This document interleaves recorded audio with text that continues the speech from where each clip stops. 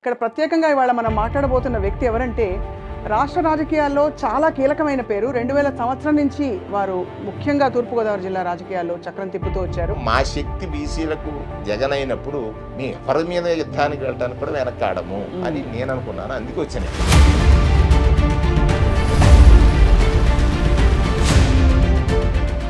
కానీ ఈ ప్రభుత్వం కొంచెం ఈ విషయంలో వెనకబడిందన్న మాట వాస్తవం ఒప్పుకుంటారా? అంటే చేసిన మంచి పనులని చెప్పుకోవడంలో ఆలస్యం చేసింది. 2014లో రైతులకు రుణాలు మాఫీ చేసినప్పుడు అందరూ వెళ్ళి అడిగారు, ఎంతో కొంత మీరు చెప్పేయండి. చంద్రబాబు నాయుడు చెప్తున్నాడు 87,600 కోట్లే కదా, చెప్పేస్తే అయిపోయి తర్వాత ఏదో జరగవచ్చని. ఆయన అసత్యం ఆడితే వచ్చే అధికారం అక్కర్లేదు అన్నాడు. అది నిజంగా ఎప్పుడైనా డౌట్ వస్తుందా సార్? అంటే సినిమాలు మానుకుని ఒక వ్యక్తి ఇంత ఇతర పార్టీల కోసం పనిచేయడం అంటే ఆయనకి ఆశయం లేదు, కేవలం ఆశ కాసుల కోసం. అంటే సినిమాల కంటే ఇది మంచి ఫీల్డ్ అని ఎంచుకుని ఉండొచ్చు. సంక్షేమ పథకాలు ప్రజలకు అందుతున్నప్పుడు ఏ మేరకు వాళ్ళు దీని ఆవశ్యకతని, దీని గొప్పదనాన్ని గుర్తిస్తున్నారండి? ఫ్రీబీస్ అనే ఒక మాట తీసుకొస్తున్నారు. వాళ్ళ మేనిఫెస్టో ఇప్పుడు చూస్తే మీకు అర్థం అవుతుంది సూపర్ 6లో ఎన్ని ఫ్రీబీస్ ఉన్నాయని. నెక్స్ట్ జనరేషన్ కోసం ఆలోచన చేసి అంత హెవీ ఇన్వెస్ట్మెంట్ చేశారు జగన్మోహన్ రెడ్డి గారు. ఓట్లు వస్తాయా అంటే ఎవరైనా చెప్తారు స్కూల్ పిల్లలకు చెయ్యొద్దు, వాళ్ళేం ఓట్లు వేయరు కదా అనేది పెద్ద పెద్ద ఐఏఎస్ ఆఫీసర్లు కూడా ఇచ్చే సలహా అండి. బట్ దాన్ని కూడా బేఖాతరు చేసి ఆయన నెక్స్ట్ జనరేషన్ కోసం ఆలోచించారు. అవును, ఇది నిజంగా విజన్ ఉన్న లీడర్ చేయాల్సిన పని అనేది నేనైతే బలంగా నమ్ముతాను. ఒక చిలిపి ప్రశ్న అడగక మానలేకపోతున్నాను. ఇక్కడ మన లోకేష్ గారు ఆయన చెప్పిన మాటలు కానీ ఆయన నియోజకవర్గంలో ఆయన గెలుస్తారని మీరు అనుకుంటున్నారు? చాలా స్ట్రైట్ ఫేస్ తో ఫేక్ చేస్తారండి, అబద్ధాలు చెప్పడం అనేది చాలా స్ట్రైట్ ఫేస్ తో చేస్తారు. అండ్ అన్ఫార్చునేట్లీ దొరికిపోవడం ఆయనకున్న విద్య. మోదీ గారిని తిడుతూ అన్నారు కదా, who am I'm father of Lokesh. Father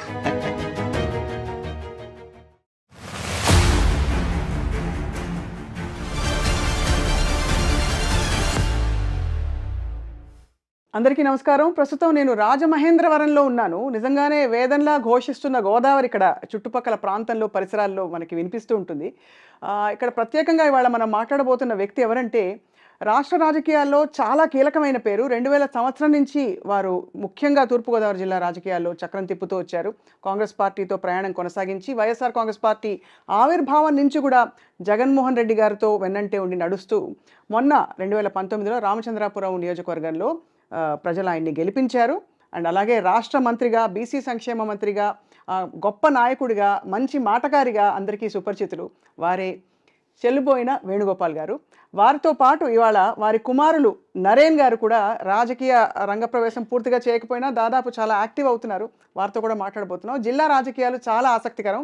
అవతల సైడ్ ఈసారి తెలుసు కదా, ఇక్కడ రాజమండ్రి రూరల్ నుంచి వేణుగారు పోటీ చేస్తుంటే అవతల సైడ్ హెవీ వెయిట్ కురు వృద్ధులు బుచ్చే చౌదరి గారు అందరికీ సుపరిచితులు. మరి ఏమిటి రాజకీయ ముఖ చిత్రం ఎలా ఉంది మాట్లాడదాం. సార్ వేణుగారు నమస్కారం, నరేన్ గారు మీకు కూడా నమస్కారం. సార్, ఈ ప్రాంతానికి రాగానే తెలియని ఒక ఆత్మీయత వచ్చేస్తుంది, ఏమిటో మరి. సో ఎలా ఉంది సార్ రాజకీయ క్షేత్రం? రాజకీయ క్షేత్రం అంటే ఇప్పుడు మీరు ముందే మీ ఇంట్రడక్షన్లోనే చెప్పారు, గోదావరి అంటే ఒక ప్రత్యేకమైనటువంటి జీవనది. అవును, రాజకీయ చైతన్యం కలిగినటువంటి తూర్పుగోదావరి. తూర్పుగోదావరి అంటే రాజకీయ చైతన్యం కలిగినటువంటి జిల్లా. ప్రస్తుతం ఈ జిల్లాలో జగన్మోహన్ రెడ్డి గారు ముఖ్యమంత్రి అయిన తర్వాత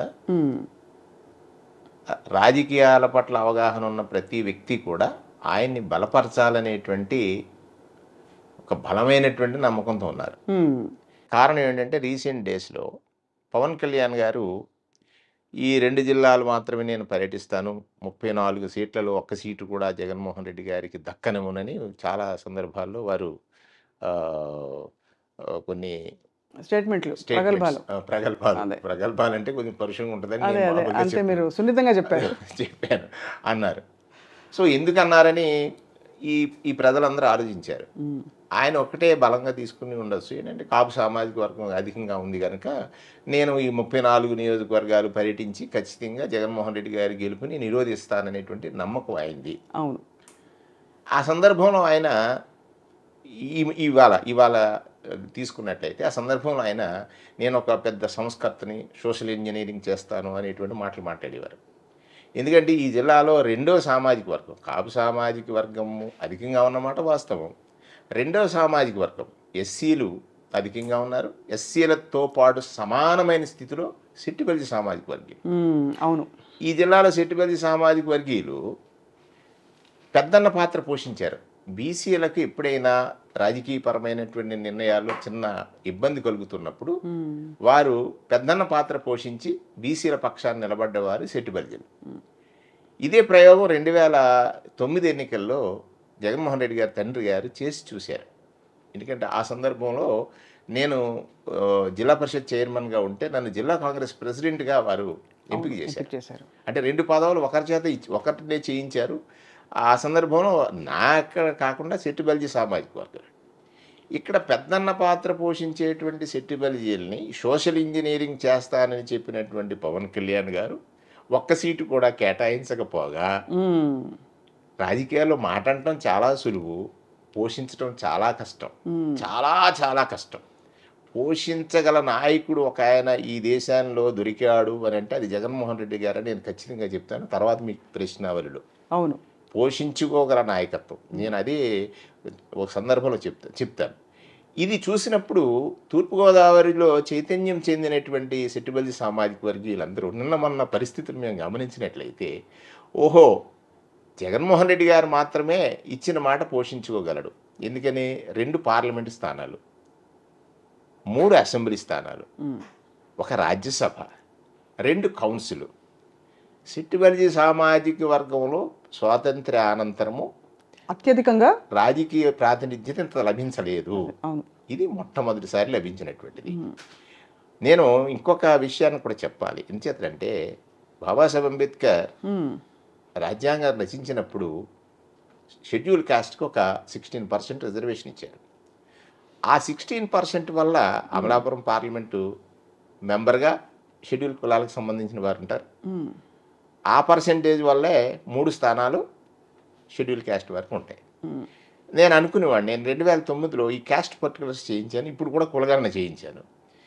అది దానికి సమానంగా ఉన్నటువంటి కులానికి ఆ ప్రాతినిధ్యం లభించట్లేదు, ఎవరు వస్తారు రబ్బా మళ్ళీ అంబేద్కర్ రావడం కష్టం కదా అని ఆలోచించేవాడిని నేను. అవును అవును అంతే కదా, రాజ్యాంగం మళ్ళీ మనం రాసుకోలేము కదా అని ఆలోచించేవాడిని.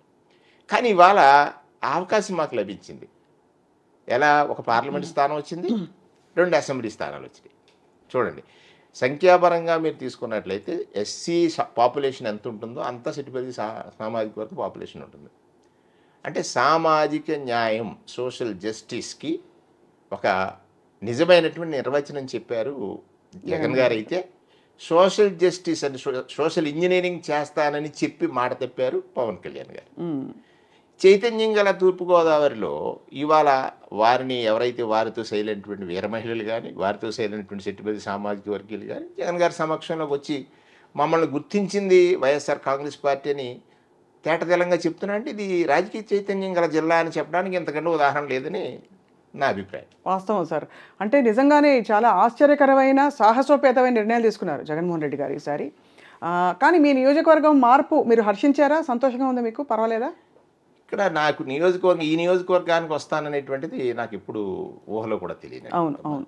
ఒకటి 2014లో జగన్మోహన్ రెడ్డి గారు నన్ను కాకినాడ రూరల్లో పోటీ చేయించారు. అవును. సో నేరుగా నేను ఓటమి పాలయ్యాను. అక్కడ అన్నబాబు గారిని తీసుకునే సందర్భంలో వారు ఇండిపెండెంట్గా పోటీ చేయటము, నన్ను మళ్ళీ వారిని అన్నబాబు గారిని పార్టీలో తీసుకునే సందర్భంలో వీళ్ళన్నా నువ్వు రామచంద్రపురం వెళ్ళాలని ఆజ్ఞాపించారు. సో అక్కడికి వెళ్ళాను. అక్కడికి వెళ్ళిన తర్వాత అక్కడ ప్రజలు నాకు ఒక అవకాశం ఇచ్చారు, గెలిచాను. గెలిచిన తర్వాత మళ్ళీ వారు అక్కడ ఉన్నటువంటి పిల్లి సుభాష్ చంద్రబోస్ గారు మా సీనియర్ నాయకుడిగా ఉన్నారు కనుక వారి కుమారుడి కోసం సీటు ఆకాంక్షించటం, దానిలో చెప్పిన మాట చెప్పినట్టుగా విని అమలు చేసేటువంటి వ్యక్తులు కొంతమంది జగన్ గారి దగ్గర ఉంటే అందులో నేను కూడా ఉన్నానని నేను భావించి ఉంటారు.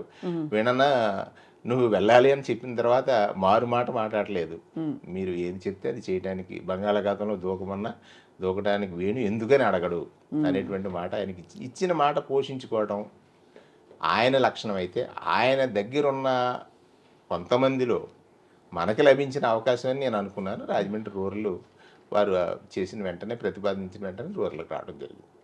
రూరల్లో నాకున్న అనుబంధం గతంలో జక్కంపూడి రామ్మోహన్ రావు గారు జిల్లా కాంగ్రెస్ అధ్యక్షుడప్పటి నుంచి, తర్వాత ఆయన మంత్రిగా ఉండగా, తర్వాత నేను మళ్ళీ జిల్లా పరిషత్ చైర్మన్, జిల్లా కాంగ్రెస్ అధ్యక్షుడిగా ఈ నియోజకవర్గంలో జక్కంపూడి రామ్మోహన్ రావు గారు నన్ను అక్కడ రాజోల్లో ఒక కృష్ణంరాజు గారు ఒడిలో దొరికిన ఒక విత్తనాన్ని తెచ్చి కడియపు లంకలో నాటారు. ఇది మంచి మొక్కగా ఏపుగా ఎదిగింది. దీన్ని తీసుకెళ్లి రాజశేఖర రెడ్డి గారికి బహుమతి ఇచ్చారు. అక్కడ వృక్షమైంది. వృక్షమైనటువంటి ఈ శ్రీనివాస వేణుగోపాలకృష్ణ చెల్లిపోయిన్ని వారి తనయుడు అందరూ ఆస్తికి వారసుడు, కానీ ఆయన ఆశయానికి వారసుడు. తర్వాత ప్రశ్నలో మీకు చెప్తాను. ఆయన నన్ను ఈ రాష్ట్రంలో జరిగే సంక్షేమ ప్రభుత్వంలో సంక్షేమ శాఖకి మంత్రిగా చేయటం అంటే చాలా పెద్ద గౌరవం. 2,55,000 కోట్లమ్మా డీబీటీ. అందులో 1,80,000 కోట్లు నా శాఖే. అంటే ఇంతకంటే పెద్ద శాఖ ఇంకొకటి లేదు. ఆ శాఖకి మంత్రిగా చేశారన్నప్పుడు ఆ పెరిగిన వృక్షం ఫలాలిచ్చి రాష్ట్రం అంతా కాస్తున్నా, కానీ ఈ నియోజకవర్గంలో పెరిగింది కడియంలో అనుకోండి, రామ్మోహన్ రావు గారు పెంచారు, కడియానికి మాత్రం ఆ ఫ్లేవర్ దొరకలేదు. అంటే ఫలాలు వస్తున్నాయి కాబట్టి ఈ అంటుగట్టే విధానం ఉంటుంది కదా, అంటుగా తెస్తే వెంటనే కాస్తుందనే ఉద్దేశంతో మా కడియంలో మళ్ళీ తీసుకొచ్చి రాజమండ్రి రూరల్లో ప్రజలు నీళ్లు పోస్తే చాలు వెంటనే కాసే చెట్టు మీకు ఇస్తున్నానని మంత్రి పదవి జక్కంపూడి రామ్మోహన్ రావు గారి తర్వాత మళ్ళీ ఈ నియోజకవర్గ ప్రజలు చూడలేదు.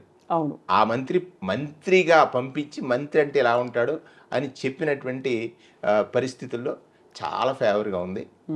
ప్రజలు చాలా అంటే జక్కంపూడి రామ్మోహన్ రావు గారి శిష్యరకంలో జక్కంపూడి రామ్మోహన్ రావు గారు ఏ విధంగా పనిచేశారు, ఆ విధంగా ఆయన దగ్గర నేర్చుకున్నటువంటి పాఠాలని మళ్ళీ రుచి చూస్తున్నాం అనేటువంటి భావంతో ఉన్నారు. రైట్. రాజకీయ విషయాలు చాలా లోతుగా మాట్లాడుకునే లోపు నరేన్ గారు, మీరు మీ నాన్నగారి ప్రయాణం చూస్తూ వచ్చారు. ఇక్కడ సంక్షేమ పథకాలు ప్రజలకు అందుతున్నప్పుడు ఏ మేరకు వాళ్ళు దీని ఆవశ్యకతని, దీని గొప్పదనాన్ని గుర్తిస్తున్నారండి? పరిశోధన తర్వాత జగన్ గారు ఈ పథకాలు తీసుకొచ్చారని నేను బలంగా నమ్ముతానండి. సంక్షేమ పథకం అంటే దాన్ని ఏదో ఒక చులకనగా ట్రీట్ చేయాలనే ఒక ఆలోచన తీసుకురావాలని ప్రతిపక్షాలు చాలా ప్రయత్నం చేస్తున్నాయి. ఫ్రీబీస్ అనే ఒక మాట తీసుకొస్తున్నారు. వాళ్ళ మేనిఫెస్టో ఇప్పుడు చూస్తే మీకు అర్థం అవుతుంది సూపర్ 6లో ఎన్ని ఫ్రీబీస్ ఉన్నాయి అనేది. అట్లీస్ట్ ఒక పథకం అనౌన్స్ చేసినప్పుడు దానికి ఒక ఎండ్ టార్గెట్ ఉండాలనేది ఎవరైనా ఆలోచించాల్సిందే. ఇప్పుడు మనం అమ్మఒడి తీసుకొచ్చామండి, ప్రతి ఆ తల్లిని పిల్లల్ని స్కూల్కి పంపించడానికి ఇన్సెంటివైజ్ చేయమని ప్రవేశపెట్టిన పథకం అది. అంతే తప్ప నీకు ఇన్ని డబ్బులు ఇస్తాను కాబట్టి స్కూల్కి వెళ్ళమని కాదు కదా. అవునవును, మీ పిల్లల్ని స్కూల్కి పంపండి, దానికి మేము ఇన్సెంటివైజ్ చేస్తున్నాం మిమ్మల్ని. అది ఇద్దరు పిల్లలకి ఒకరికి ఇచ్చినా ఇద్దరికి ఇచ్చినా పర్పస్ అయితే ఒకటే, స్కూల్కి పంపడం. మరి స్కూల్కి పంపితే సరిపోతుందా, మరి ఇన్ఫ్రాస్ట్రక్చర్ ఏది అంటారు. అట్ ది సేమ్ టైం నాడు నేడు తీసుకొచ్చి స్కూల్ ఇన్ఫ్రాస్ట్రక్చర్ బాగు చేశారు. సో ఒక జనరేషన్ నెక్స్ట్ జనరేషన్ కోసం ఆలోచన చేసి అంత హెవీ ఇన్వెస్ట్మెంట్ చేశారు జగన్మోహన్ రెడ్డి గారు. ఇప్పుడు ఓట్లు వస్తాయా అంటే ఎవరైనా చెప్తారు స్కూల్ పిల్లలకి చెయ్యొద్దు, వాళ్ళు ఏం ఓట్లు వేయరు కదా అనేది పెద్ద పెద్ద ఐఏఎస్ ఆఫీసర్లు కూడా ఇచ్చే సలహా అండి అది. బట్ దాన్ని కూడా బేఖాతరు చేసి ఆయన నెక్స్ట్ జనరేషన్ కోసం ఆలోచించారు. అవును, ఇది నిజంగా విజన్ ఉన్న లీడర్ చేయాల్సిన పని అనేది నేనైతే బలంగా నమ్ముతానండి. At the same time middle aged విమెన్కి చేయూత, అలాగే కాపు నేస్తం లేదా ఈబీసీ నేస్తం అనే ఒక పథకం తీసుకొచ్చారు. దాని గురించి తక్కువ చర్చ జరుగుతుందండి. ఇన్ఫ్యాక్ట్ అది ఎంత మ్యాజికల్ అంటే, ఫర్ ఎగ్జాంపుల్ మహిళా స్వావలంబన కోసం, అంటే ఆర్థికంగా వాళ్ళు పురోగతి చెందడం కోసం వాళ్ళు ఏదో చిన్న పని చేసుకోవడానికైనా ఒక ₹1,00,000 ₹2,00,000 అప్పు చేశారనుకోండి, దానికి సంవత్సరానికి ఎంత లేదన్నా 15,000 18,000 వడ్డీ అవుతుంది. అవును, 5 సంవత్సరాలు ఇచ్చారు మేడం వాళ్ళు ప్రభుత్వం. అంటే ఇంట్రెస్ట్ ఫ్రీ లోనే వాళ్ళు ఎంజాయ్ చేస్తున్నట్టే కదా. అవును. సో ఎవరికైనా ఇంట్రెస్ట్ ఉండి వాళ్ళ జీవితాలను వాళ్ళు బాగు చేసుకోవాలనుకున్నప్పుడు రెడీమేడ్ ఇన్సెంటివ్ గవర్నమెంట్ ఇచ్చింది ఈరోజు. దాన్ని ఫ్రీబీ అంటారా లేకపోతే నిజంగా డెవలప్మెంట్ అంటారా అనేది వాళ్ళు ఆలోచించాలి. సో ఇలా ఒకటి కాదు కదా, ఏ స్కీమ్ మీద మాట్లాడినా కూడా అంత లాజికల్గానే చేశారు. కానీ రెడీనెస్ ఎంతవరకు ఉందండి జనంలో? అంటే ఈ స్కీమ్స్ అందుకుంటున్నప్పుడు ఇప్పుడు పిల్లల్ని స్కూల్కి పంపకపోవడానికి రకరకాల 1,00,000 కారణాలు ఉంటాయి ఇంటింటిలో. కానీ కేవలం ఉత్త అమ్మఒడి ఇచ్చారు, లేకపోతే ఇంకోటి ఏదో స్కూళ్ళు బాగు చేశారని చెప్పి అమాంతం ఎగబడి పిల్లల్ని స్కూల్కి పంపించేసే పరిస్థితి, ఆ మానసిక పరిస్థితులు ఉన్నాయా? పంపించకపోవడానికి బలమైన కారణాలు ఏముంటాయి అనేది ఆలోచించారండి మనం కూడా. ఒకటి, వాళ్ళు కూడా పనిలోకి వెళ్తే తప్ప వాళ్ళకి ఫుడ్ పెట్టలేని పరిస్థితి అయితే తప్ప అవును పిల్లల్ని చదివించకూడదని ఏ తల్లిదండ్రులు అనుకోరు కదండి. సో హియర్ మనకి జగనన్న విద్యా దీవెన ద్వారా లేకపోతే వాళ్ళకి స్కూల్ కిట్స్ ఇవ్వడం చూడండి, ఎంత క్వాలిటీ కిట్స్ ఇచ్చారు, బుక్స్ ఇచ్చారు. అది కాకుండా ఫుడ్ చూడండి ఎంత క్వాలిటీగా ఇంప్రూవ్ అయిందో ఇప్పుడు. సో ఇవన్నీ ఇచ్చిన తర్వాత ఇన్ టాప్ ఆఫ్ దట్ మళ్ళీ 15,000 రూపాయలు వాళ్ళకి ఇచ్చి మళ్ళీ స్కూల్ మెయింటెనెన్స్ కోసం కూడా మళ్ళీ 1000 రూపీస్ ప్రతి తల్లి దగ్గర నుంచి రన్నింగ్ వాటర్ ఫెసిలిటీస్ కానీ బాత్రూమ్స్ మెయింటెనెన్స్ కానీ వీటి కోసం అంత కేర్ఫుల్గా ఇంత స్కీమ్ని డిజైన్ చేసిన తర్వాత ఎందుకు పంపించారు? నిజంగానే అంటే చాలా మందికి సార్ ఉన్నమాట అంటే బొమ్మలు చూస్తే మాత్రం ఫోటోలు లేకపోతే వెళ్ళి చూసి వచ్చిన వాళ్ళ మైండ్ బ్లాక్ అయింది.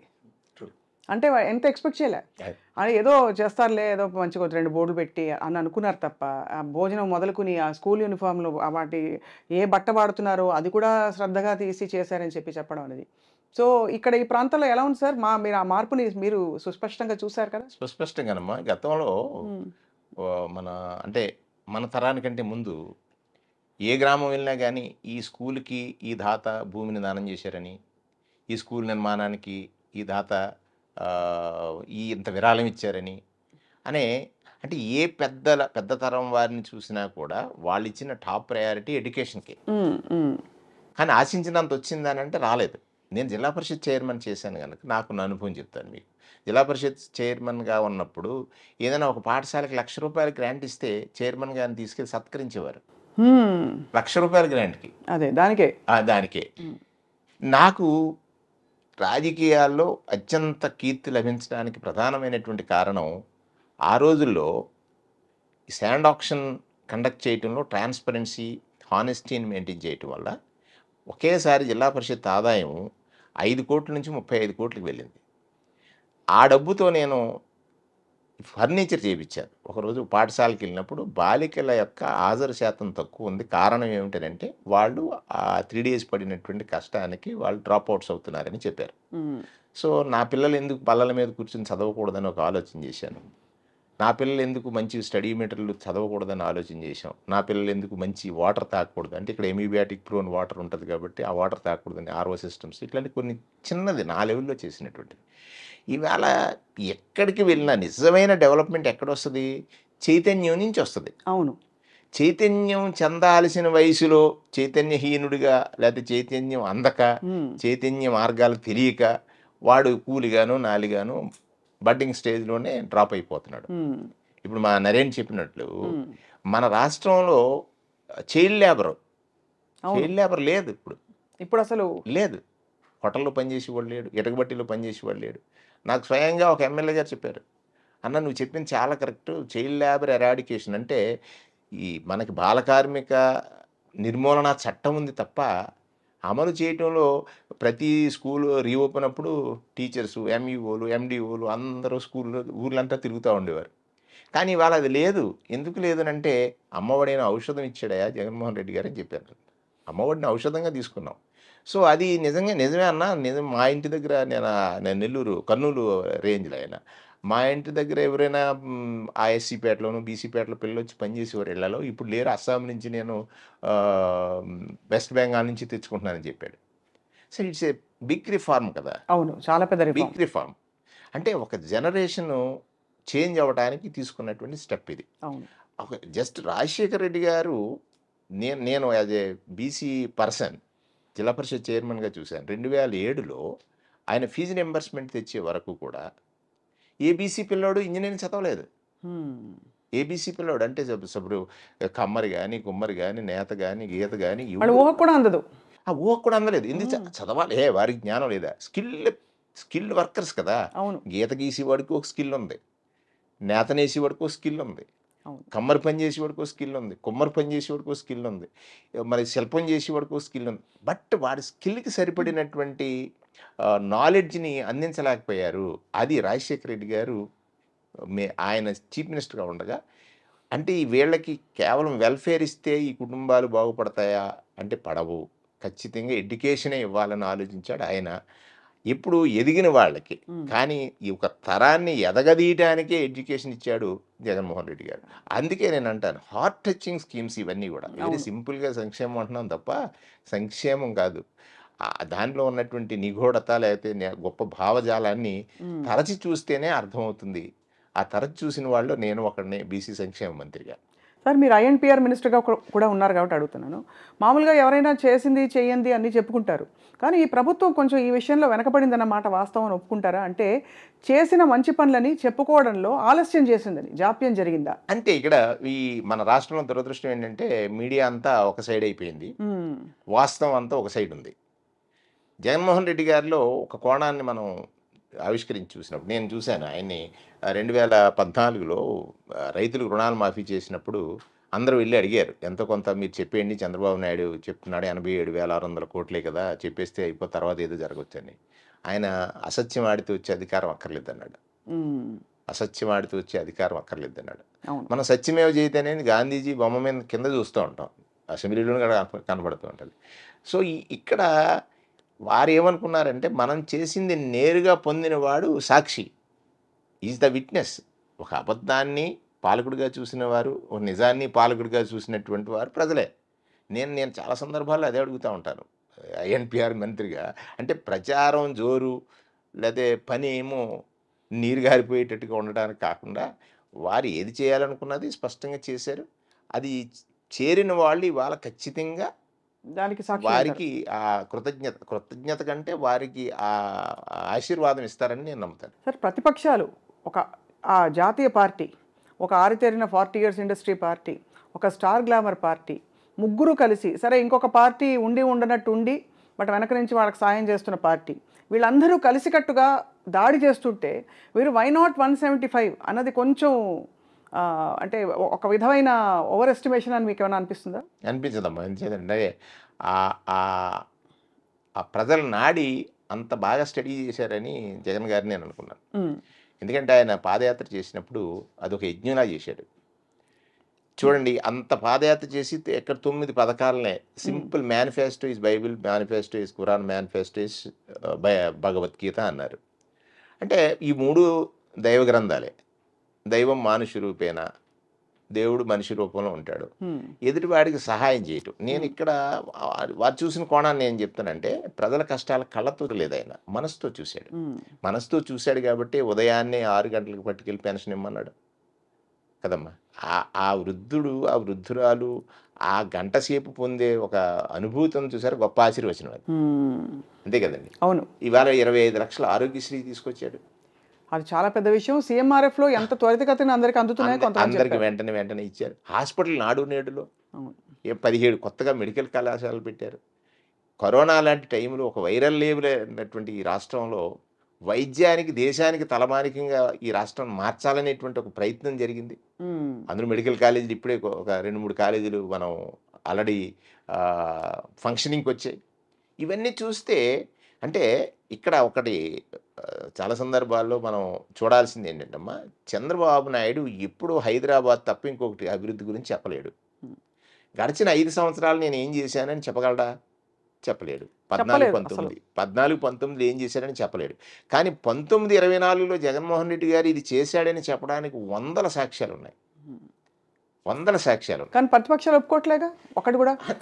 ప్రజలు కదా ఒప్పుకున్నవారు. అదే అంటే ప్రతిపక్షాలు మీరు వాలంటీర్ వ్యవస్థ మొదలుకొని అంతా ఏదో హ్యూమన్ ట్రాఫికింగ్ లాంటి తీవ్రమైన అసలు పదజాలం అక్కడి నుంచి మొదలుకొని ఇంకేదో జరిగిపోతుందని ఇక్కడ లోకేష్ గారి పాదయాత్రలో ఆయన చెప్పడం, అంటే ఇవన్నీ చూస్తుంటే మీకు ఏమనిపిస్తుంది? రాజకీయ అపరిపక్వత అంటారా, లేక కావాలని డైవర్షనా, లేకపోతే? చంద్రబాబు నాయుడు గారు తన రాజకీయ జీవితం అంతా కూడా ఒక అబద్ధం. రాజకీయ జీవితం అంతా అబద్ధం. నేను ఒక సందర్భంలో చిన్న 2 minutes మీకు తీసుకుంటాను. తప్పకుండా చెప్పండి సార్. ప్రతి సందర్భంలోనూ రాజకీయ పార్టీలు ఈ దేశంలో ఆశయాలతో పుట్టాయి. కాంగ్రెస్ పార్టీని తీసుకోండి, దేశానికి స్వాతంత్ర్యం ఆశయం. అవును. తర్వాత గరీబీ హటావో ఆశయం, గరీబీ హటావో లేకపోతే రోటీ కపడావో మకాన్ దాకా ఆశయం. తర్వాత రాజశేఖర రెడ్డి గారు లాంటి ఒక ఆశయవంతుడు ఆ ఆశయంలో ఉన్నాడు. కానీ ఆశపరులు అత్యాశపరులు వచ్చిన తర్వాత కాంగ్రెస్ పార్టీ ఎలాగ కథమైపోయిందో చూసాం మనం. ఆశపరులు అత్యాశపరులు నేను ఎందుకంటానంటే, రాష్ట్రాన్ని విభజించే సమయంలో చంద్రబాబు నాయుడు ట్రాప్లో కాంగ్రెస్ పడి ఈ రాష్ట్రంలో సుమారు 12 జిల్లాలు ఉంటే 8 కేంద్ర మంత్రులు అయ్యారు. ఇక్కడ శ్రీకాకుళంలో కృపారాణి గారు, కిషోర్ చంద్రదేవ్ గారు, పల్లంరాజు గారు, పురంధరేశ్వరి గారు, తర్వాత KS రావు గారు, తర్వాత సాయి ప్రసాద్ గారు, తర్వాత పనబాక లక్ష్మి గారు, ఇలాంటి వారందరూ ఏమిటంటే 12 జిల్లాల్లో 8 కేంద్ర మంత్రులు ఇచ్చి రాష్ట్రాన్ని 2గా నరికేస్తే ఈ రాష్ట్ర ప్రజలు అంత అమాయకులు కాదు కదా, అవును. వాళ్ళు తెలుసుకున్నారు, అందుకే హతం చేశారు. రెండోది తెలుగుదేశం పార్టీ ఆత్మ గౌరవ నినాదం, తెలుగువాడు ఆత్మ గౌరవ నినాదం, దాని గురించి ఇప్పుడు ఏదో మాట్లాడుతుంటారు లోకేష్ గారు వాళ్ళు. అసలు వాళ్ళు ఏం మాట్లాడుతున్నారు, ఏం చేస్తున్నారు? ఇవాళ చూడండి బీజేపీ కాళ్ళు పట్టుకోవడానికి వాళ్ళ పడ్డ తపన అంతా ప్రజలు చూస్తారు. ఇది సోషల్ మీడియా యుగం కదా. అటువంటి పరిస్థితులు ఉన్నప్పుడు ఆశయం ఎప్పుడు వరకు ఉంది? 83 నుంచి 94 వరకు ఉంది.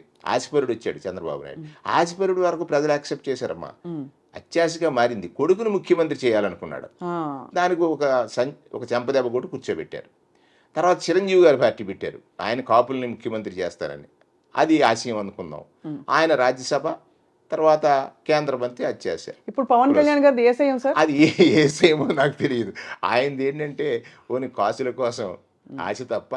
అది నిజంగా ఎప్పుడైనా డౌట్ వస్తుందా సార్? అంటే సినిమాలు మానుకుని ఒక వ్యక్తి ఇంత ఇతర పార్టీల కోసం పనిచేయడం అంటే అది మనకి ఆయనకి ఏమొస్తుందనే డౌట్ మీకు వచ్చిందా ఎప్పుడైనా? అంటే ఖచ్చితంగా అమ్మ అందరూ చెప్తున్నారు కదా, ఇది ఏది దాగేది కాదు కదా. రాజకీయాలన్నీ వైట్ పేపర్. ఏది మనం అంతర్గతంగా ఉంచాలనుకున్నా తీసి చూపించే వాళ్ళు ఉంటారు. సో దానికి నువ్వు ప్రతిస్పందించే తీరు మనం చూసినట్లయితే, ఇప్పుడు నేను పిఠాపురంలో స్పీచ్ చూశాను వారిది. మరి అసలు ఆయన ఏం మాట్లాడుతుంది, నిన్న ఏం మాట్లాడారు, ఇవాళ ఏం మాట్లాడారు, వెంటనే పక్కన ఒకటి వస్తుంది కదా, నేను ఇది మాట్లాడాను, ఆయన చంద్రబాబు నాయుడు ఆయన ఏం తిట్టాడు, లేదా లోకేష్ గారిని ఆయన ఏం తిట్టాడు, లేకపోతే ఈ రాష్ట్రానికి అవసరాల గురించి ఆయన ఎట్లా ప్రవర్తిస్తున్నాడు అని ప్రజలు గమనించారు కదా. కాబట్టి ఆయనకి ఆ రోజు ఎక్కడ కూడా ఆ స్థానం కల్పించలేదు. నేనేమంటానంటే ఆయనకి ఆశయం లేదు, కేవలం ఆశ కాసుల కోసం. అంటే సినిమాల కంటే ఇది మంచి ఫీల్డ్ అని ఎంచుకుని ఉండొచ్చు. ఎందుకంటే ఆ ప్రలోభ పెట్టే నాయకుడు ఉన్నాడు కాబట్టి. ఎవరు? చంద్రబాబు నాయుడు. ఇక్కడ ఈ ఆశయం లేనటువంటి కలయిక ఒక పక్కన ఉంటే, ఆశయం కోసమే పార్టీ పెట్టాడు ఎవరు? జగన్మోహన్ రెడ్డి గారు. తండ్రి ఆశయం కోసం కదా వారు పార్టీ పెట్టింది. అందుకే కదా 2.5 లక్షల ఆరోగ్యశ్రీ 25 లక్షలైనా, తండ్రి ఫీజు రియంబర్స్మెంట్ అంటే నాడు నేడులో పాఠశాలల అభివృద్ధి అయినా, మహిళల కోసం పావలా వడ్డీ అని తండ్రి అంటే ఇవాళ మహిళలను లక్షాధికారులు చేసి 0 వడ్డీ ఇచ్చి వాళ్ళకి చూడండి ఇప్పుడే చేయూత, చేదోడు, ఆసరా ఇటువంటి పథకాలు ఇచ్చిన, అంటే ఒక తరాన్ని ఆ పేదరికం నుంచి భయం తీసేయాలి. ఆ తరం నుంచి అక్కడి నుంచి మొదలవుద్ది ఎదుగుదల.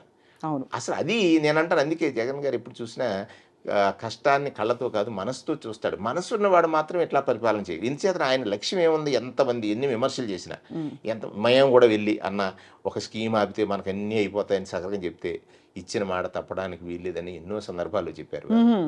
అది నేను అనుకుంటాను. ఆయనకి లక్ష్యం ఒక్కటే, పేదవాడి జీవితాన్ని మార్చటం. చూడండి, మనం భారతంలో అర్జునుడు మత్స్య యంత్రాన్ని ఛేదించినప్పుడు మత్స్యమే కనపడుతుంది, ఆయనకి పక్కన కనపడదు కదా. అట్లాగా ఇక్కడ ఈ రాష్ట్రంలో పేదవాడే కనపడతాడు తప్ప ఈ వేణు బంధువా పక్కవాడిదా అనేటువంటిది ఆయనకి కనపడదనేది నేను సాక్షిని చూసి ఆయనతో ప్రయాణించిన వాడిగా ఇది ఒక గొప్ప రిఫార్మ్. ఎందుకంటే సంస్కర్తల సమ్మిళితం అనేవాడిని నేను చాలా సందర్భాలు. సంస్కర్తల సమ్మిళితం ఎందుకంటే జ్యోతిరావు పూలే గారు స్త్రీ విద్యను కోరుకున్నాడు, ఇవాళ అన్ని పథకాలు స్త్రీలకు ఇస్తున్నాడు. మరి ఇంకంతకంటే వారసత్వం ఉంది. అందులో సంక్షోభం నుంచి బయటకు వచ్చిన, అంటే పుట్టుకొచ్చిన నాయకుడు. అంతే, సంక్షోభం నుంచి పుట్టుకొచ్చిన. ఎందుకంటే మీరు చూసారు కదా సార్, 2012 నుంచి జరిగిన అసలు కుట్రలు. మామూలుగా ఒక రోజు ఒక సోషల్ మీడియాలో ఒక మాట అంటేనే ఎవరు తట్టుకోలేరు.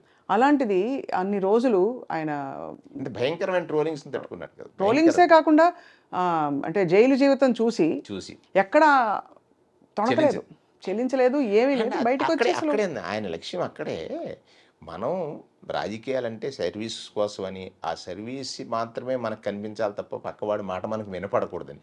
ఇది జస్ట్ మనకు పురాణాలన్నీ కూడా తపస్సు చేసి మునీశ్వరులు ఉంటారు.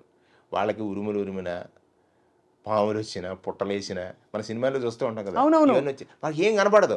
ఆ నమశివాయే కనపడుతుంది, లేకపోతే ఇంకోటి ఏదో దేవుడిని తలుస్తాడు అదే కనపడుతుంది. అలాగే ఈయనకి ఏం కనపడదు అంటే ఈ పేదవాడే కనపడుతున్నాడు. ఈయనకి ఈ పేదరికమే కనపడుతుంది. చూడండి, పేదవాడే నేను ఎందుకంటానంటే అగ్రవర్ణ పేదలకు కూడా ఇచ్చాడు కదా ఈబీసీ నేస్తం. బ్రాహ్మణులకి ఇచ్చాడు, రాజులకి ఇచ్చాడు, చౌదరులకి ఇచ్చాడు, లేకపోతే రెడ్లకి ఇచ్చాడు. అంటే పేదరికం ఎవరికైనా దానికి ఏమీ బార్ లేదు. పేదరికం అని పట్టి పీడించేటువంటి పెద్ద రాక్షసి అది. దాన్ని వాళ్ళని పట్టుకోవాలి పేదవాడని దొరికితే చాలు పట్టేసుకుంటుంది. అది దాని నుంచి విముక్తి కలిగించాలనేటువంటి తపన కోసం ఈ బాణాలన్నీ తయారు చేశాడు ఈయన. మొన్న చంద్రబాబు నాయుడు గారు ఆయన సింగనమల టికెట్కి చాలా, అంటే ఇలాంటి వ్యక్తికి ఇచ్చారు, వేలు ముద్ర వేసి అని చాలా వెటకారంగా కామెంట్ చేశారు కదా సార్. ఏమనిపించింది మీకు ఆ టైంలో? ఆయన భావజాలం మాది. ఇప్పుడు ఈ రాష్ట్రంలో ప్రతిపక్ష నాయకుడిగా కూడా పనికిరానటువంటి వ్యక్తి అంటే ఆ అగ్రవర్ణ భావజాలం కలిగినటువంటి వ్యక్తి చంద్రబాబు నాయుడు అంటే మొన్న టిప్పర్ డ్రైవర్కి ఇచ్చాడు చూసారా తమ్ముళ్ళు అని అన్న తర్వాత అంటే నీకు ఒక మనిషి పట్ల అతను ఏ విధమైన భావజాలంతో ఉన్నాడు అనేటువంటిది స్పష్టంగా అర్థమైనటువంటి విషయం, తెలిసిన విషయం, తెలుసు అందరికీ. ఆ రోజులు ఎస్సీల్లో ఎవరైనా పుట్టాలనుకుంటారా అన్నాడు. అవును. నాయి బ్రాహ్మణులు అయితే తోకలు కత్తిరిస్తానన్నాడు. మత్స్యకారులు వెళ్ళితే తోలు తీస్తానన్నాడు. నిన్న కొత్తగా టిప్పర్ డ్రైవర్కి ఇచ్చారన్నాడు. ఇక్కడ మనం చూసాం చంద్రబాబు నాయుడు గారు ఏమనుకుంటాడంటే ఆయన చెప్పేది ఆయనే నమ్ముతున్నాడు నిజమని, జనం నమ్మట్లేదు. ఆయన చెప్పేది ఆయనే నమ్ముతున్నాడు, నేను నిజం చెప్తున్నానని అనుకుంటున్నాడు ఆయన, కానీ ఆయనకి తెలుసు అది అబద్ధం అని. కానీ జనం అయితే నమ్మట్లేదు. ఎందుకంటే చంద్రబాబు నాయుడు ఏది చెప్పినా కూడా అబద్ధమే అనే స్థితికి ప్రజలు 19లో వచ్చారు, 24 పూర్తిగా వస్తారు. మొదట మీ గవర్నమెంట్ వచ్చిన వెంటనే కమ్మ సామాజిక వర్గంపై ఈ ప్రభుత్వం అసలు కత్తి కట్టింది అని ఒక భావన కొంతకాలం అంటే స్ప్రెడ్ చేసే ప్రయత్నం చేశారు. కానీ ఇవాళ కొంచెం ఆరితేరిన నానిగారు లాంటి వాళ్ళు, కేశినేని నానిగారు రావడం కూడా, అలాగే ముద్రగడ గారు మొన్న రావడం కూడా ఒక చాలా పెద్ద తార్కాణం అని చెప్పచ్చా? అంటే ఆయన ఎంత ఫేర్గా ఉంటున్నారు. ఆయన ఫేర్ కనుకే అమ్మా. ఇప్పుడు అందరూ ఇటువంటి వాళ్ళందరూ కూడా ఆయన పక్షాన నిలబడడానికి కారణం ఏంటంటే ఎవరైతే మంచిని నమ్మి రాజకీయాల్లో ఉన్నారో వాళ్ళందరికీ కూడా ఇది ఫెయిర్ గవర్నమెంట్. రైట్. ఎవరైతే స్వార్థంతో ఆలోచిస్తున్నారో వాళ్ళకి ఇది ఇంకోలా కనపడచ్చు. అవును. ఆ స్వార్థం ఏంటంటే వాళ్ళ ఎదుగుదల కోసం వాళ్ళు ప్రయత్నిస్తున్నారు. ఇక్కడ జనం ఎదగాలని ఈయన ప్రయత్నిస్తున్నాడు. అవును. ఇక్కడ శాసనసభ్యులు చాలామందికి బాధ ఉంటుంది, కానీ ఆయన లక్ష్యంలో మేము భాగస్వాములు అనుకున్న వాళ్ళందరికీ ఆనందం ఉంటుంది. ఆయన లక్ష్యంలో మేము ఒక పేదవాడి జీవితం మారుతున్నప్పుడు వేణుగోపాలకృష్ణ మంత్రి, ఒక పేదవాడి చదువు గొప్పగా జరుగుతున్నప్పుడు వేణుగోపాలకృష్ణ మంత్రి, ఇవన్నీ కూడా అది అందరికీ లభించేటువంటి అవకాశం కాదు కదా. అప్పుడు నేనేంటి అనేది అనవసరం. వాళ్ళ జీవితాల మార్పులో నేనొక పాత్ర అనుకున్నప్పుడు ఆ పాత్ర నాకు ఇచ్చింది ఎవరు? జగన్మోహన్ రెడ్డి గారు అనుకుని మనం నడవాలి. నేను ఈ సందర్భంలో ఒక చిన్న మాట చెప్పాలి.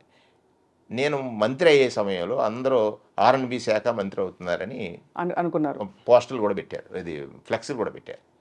సాయంత్రం 6 గంటలకి నేను కలిసి వస్తున్నాం సుబ్బారెడ్డి గారి దగ్గర నుంచి వస్తే మీకు కింద స్క్రోలింగ్ వచ్చింది. ఎవరికీ తెలియదు, అందరికీ R&B మంత్రి అనుకున్నారు, బీసీ సంక్షేమ మంత్రి. నేను వెళ్ళి వారికి చెప్పాను, అన్న నాకు చాలా ఇష్టమైన శాఖ ఇచ్చారు మీరు, ఎందుకంటే నా వాళ్ళకు సేవ చేసుకుని నా వాళ్ళ కష్టాలు నీ దగ్గర వినిపించడానికి అవకాశం కలిగినటువంటి శాఖ. అవును, అంతే కదా. అప్పుడు ఏం చేశారమ్మా, 56 కార్పొరేషన్లు పెట్టారు, 786 మందిని డైరెక్టర్లుగా పెట్టారు. ఈ కులాల్లో ఉన్నటువంటి పేదరికం మీద ఒక అధ్యయనం చేశారు. అసలు ఎవరికి తెలియని పేర్లు కూడా అంటే కులాలు ఉన్నట్టు 139 కులాలు. అవును, అసలు మోస్ట్ బ్యాక్వర్డ్ క్లాసెస్ పేర్లే పలకడానికి రావు, అటువంటి పేర్లతో కూడినటువంటి కులాలకు పెట్టారు. 1,00,000 మందితో బీసీల రిప్రజెంటేటివ్స్ ఎంతమంది ఉన్నారంటే 1,00,000 మంది ఉన్నారు. వార్డు మెంబర్ నుంచి జడ్పీ చైర్మన్ వరకు పదవులు తీసుకుని ఒక వేదిక మీదకి తీసుకొచ్చి బీసీల ఆత్మస్థైర్యాన్ని పెంచారు. తర్వాత కులగణన చేయాలన్నా అని ప్రతిపాదిస్తే రెండో మాట మాట్లాడకుండా కులగణన చేశారు. ఇప్పుడు ఎలక్షన్ కమిషన్కి దానికి క్లియరెన్స్ అయింది, ఎలక్షన్ కమిషన్కి రాశారు కులగణన రిలీజ్ చేయాలనేటువంటిది. ఇప్పుడు మన కోడ్ వచ్చేసి టీడీపీ టోటలీ అగైన్స్ట్ కదా sir, against, TDP against, BJP against. ఇప్పుడు మా ఎజెండాలు వేరైనా జెండాలు వేరైనా ఎజెండా ఒకటి అన్నటువంటి మాట పురంధరేశ్వరి గారు అన్న తర్వాత మా జెండాలు వేరైనా ఎజెండా ఒకటట. ఏమిటి ఎజెండా ఎవరికి తెలియదు. ఆ ఎజెండా తెలియనటువంటి సందర్భంలో బీజేపీకి మేము శాసనసభలో తీర్మానం చేసి పంపిస్తే వారి ప్రతిపాదనను అంగీకరించలేదు కదా. అంటే చాలా విచారకరం ఏంటంటే బాగా ఆరితేరిన తెలుసుకొచ్చాం రాజకీయం చూసిన నాయకులు ఉండి కూడా చూస్తే వాళ్ళ నెరేటివ్ ఏంటి అని చూస్తే నీకేమైనా అర్థమైందా అండాళ్ళు డైలాగ్ ఉంది సార్ సినిమాలో, అది గుర్తొస్తుంది. అంటే వాళ్ళు యాక్చువల్గా ఏం చేయాలనుకుని ప్రజల్లోకి వచ్చారనేది మాత్రం ఇంతవరకు స్పష్టం కాలేదు. కేవలం ఒకటే చెప్తున్నారండి, జగన్ గారు రాకూడదు, అదే అజెండా. సో ఆల్టర్నేట్ చంపేస్తే మన దగ్గరే ఉంటుంది అనే ఆలోచన తప్ప వస్తే ఏం చేస్తాం అనేది చెప్పట్లేదండి. అది చెప్పింది కూడా బిలీవబుల్గా లేదండి. మధ్యలో బుచ్చే చౌదరి గారు కొంచెం డిస్టర్బ్ అయ్యారు కదా. ఆయన డిస్టర్బ్ కాదండి, ఆయన గాయమైపోయారండి. గాయపోయారు, గాయపడ్డారు కూడా. ఆయనకి ఇంపార్టెన్స్ తగ్గిపోయిందని 4 సంవత్సరాల 6 నెలల పాటు ప్రజలు చూసింది లేదండి ఆయన్ని. ఈ నియోజకవర్గంలో కూడా మేము అడుగడుగున గ్రామాన ఆల్మోస్ట్ ఎవ్రీ డోర్ టచ్ చేసినట్టు తిరిగాం. ఏమో ఇక్కడ ఇంత శానిటేషన్ ఇష్యూస్ విపరీతంగా ఉన్నాయండి, మొత్తం కాన్స్టిట్యున్సీ అంతా కూడా చాలా బ్యాడ్గా ఉంది. మరి ఎందుకు ఇట్లా ఉంది మీ ఎమ్మెల్యే గారిని ఎప్పుడైనా చూసారా, మరి ఎందుకు రావట్లేదా, ఆయన ఏం పట్టించుకోవట్లేదా అంటే, ఆయన మేము ఎలక్షన్లో తప్ప మళ్ళీ చూడలేదు అనేది యునానిమస్గా కాన్స్టిట్యున్సీ అంతా కూడా చెప్తానమాట. ఆయనకి ఇంట్రెస్ట్ లేదండి యాక్చువల్గా. ఆయన జస్ట్ పెత్తందారు వ్యవస్థ అంటున్నారు కదా జగన్మోహన్ రెడ్డి గారు, ఆయన ఒక పర్ఫెక్ట్ ఎగ్జాంపుల్ అనమాట. ఈసారి అంటే అదే మా వైపు మాట ఉంది, తాతకే దగ్గులా అని. పాప ఆయన వయసుకి ఆయనకి ఇప్పుడు అంటే చాలా యంగ్ ఆలోచనలతో భావజాలంతో తలపడాల్సి వస్తుంది. సో ఏ విధంగా ఆయన పోటీ అవుతారని మీరు ఫీల్డ్ చూస్తున్నారు కాబట్టి గ్రౌండ్ పోటీ లేదండి. ఎందుకంటే ఆయన కేవలం ట్రెడిషనల్ ఓట్ బ్యాంక్ని నమ్ముకొని రాజకీయం చేస్తున్నారు తప్ప ఆయన విజన్ ఇది, నా రాజమండ్రి నేను ఇట్లా చేస్తాను, యూత్కి నా భరోసా ఇది అని ఇంతవరకు మాట్లాడడమే వెళ్ళలేదండి. మంచి పాయింట్లు ఏమనెత్తారు. ట్రెడిషనల్ ఓట్ బ్యాంక్లో మార్పు వచ్చింది అనడానికి మీ దగ్గర ఏమన్నా అంటే డైరెక్ట్ ఎగ్జాంపుల్స్ ఉన్నాయా? 100% ఉందండి, 100% ఉంది. ఎందుకంటే ట్రెడిషనల్ ఓట్ బ్యాంక్ మాది బీసీ ఓట్ బ్యాంక్ అని చెప్తారు, వాళ్ళు చెప్తారండి. ఇప్పుడు బెనిఫిషరీస్ చూస్తానండి, మేము డెఫినెట్గా మేము తీసుకొచ్చిన పథకాల ద్వారా లైఫ్ చేంజింగ్ ఎక్స్పీరియన్సెస్ ఉన్నాయి ఇళ్లల్లో. ఫర్ ఎగ్జాంపుల్ మామూలుగా అయితే ఒక డిగ్రీ కాలేజీకి వెళ్ళి ఆర్ట్స్లో చదివే అమ్మాయి ఉండొచ్చు, fee reimbursement, full fee reimbursement, not just fee reimbursement. Last time వాళ్ళ తీయలేక కంటిన్యూ చేసిన స్కీమ్ అది, తీసేయాలని ఉన్నా తీయలేక కంటిన్యూ చేసి ఏం చేశారు వాళ్ళు, లిమిట్ పెట్టారండి, 30,000 మించి మేము ఫీజు రియంబర్స్మెంట్ చేయం, మిగతా ఎంతున్నా మీరు కట్టుకోండి అని.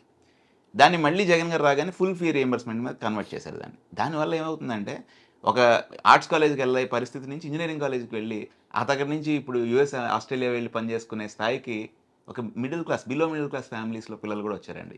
These are the kind of మాకు ఇచ్చే ఫ్యూయల్ అనమాట, మేము పనిచేయడానికి ఇంకా ఆనందంగా పనిచేయడానికి. అలాంటి ఎగ్జాంపుల్స్ చూసినప్పుడు చాలా ఆనందం వేస్తూ ఉంటుంది.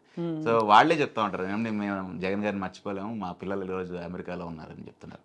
సో మాకు ఎంత జాబ్ సాటిస్ఫాక్షన్ ఇలాంటివన్నీ మాకు ఎదురుపడుతున్నప్పుడు ఖచ్చితంగా మేము చెప్పగలం, వాళ్ళు ట్రెడిషనల్ ఓట్ బ్యాంక్ అనేది ఏనైతే అనుకుంటున్నారో 50% ఆల్రెడీ చేంజ్ అయిపోయిందండి, ఆల్రెడీ చేంజ్ అయిపోయింది. ఏ జనసేన కార్యకర్తలు వచ్చేస్తారు ఇక్కడ కాపులని అనుకుంటున్నారు సార్? అక్కడ గ్రౌండ్ లెవెల్లో వాళ్ళకి సయోధ్య ఉందా, లేకపోతే డిష్యుమ్లే? అమ్మ, జనసేనని పూర్తిగా దెబ్బతీసామని ఆనందపడుతుంది తెలుగుదేశం, తెలుగుదేశం వాళ్ళు దెబ్బ అయిపోయామని బాధపడుతుంది జనసేన. దెబ్బతీసామని ఆనందపడుతుంది తెలుగుదేశం, తెలుగుదేశం వల్ల దెబ్బ అయిపోయామని బాధపడుతుంది జనసేన. ఇక్కడ స్పష్టంగా మాకు అది కనపడుతుంది.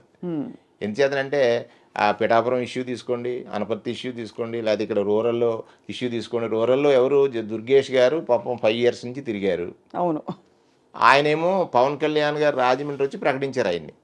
పవన్ కళ్యాణ్ గారు రాజమండ్రి వచ్చి దుర్గేషే క్యాండిడేట్ అని ప్రకటించి వెళ్ళిపోయాను. మళ్ళీ డబ్బే అదే దుర్గేష్ ఎలా తెచ్చుకుంటాడు, నేను కదా తెచ్చుకుంటానని చెప్పి ఈయన సీనియర్ వర్కౌట్ చేశారు. సో ఒక వాళ్ళిద్దరి మధ్యలో జరిగినటువంటి అగాధమైన గ్యాప్, అది అగాధాన్ని పోడ్చడం అనేది అది పైకేదో కనపడుతుంది మనకంత తప్ప అది కనిపించేటువంటిది కాదు. ఎందుకంటే ఈ రూరల్ నియోజకవర్గంలో 2 దఫాలుగా బుచ్చయ్య గారు గెలిచారు. అంతకుముందు కూడా తెలుగుదేశమే గెలిచింది. 2009 అంటే డీలిమిటేషన్ తర్వాత ఇక్కడ కాంగ్రెస్, వైఎస్ఆర్ కాంగ్రెస్ కూడా ఓటమి పాలైనటువంటి సందర్భం.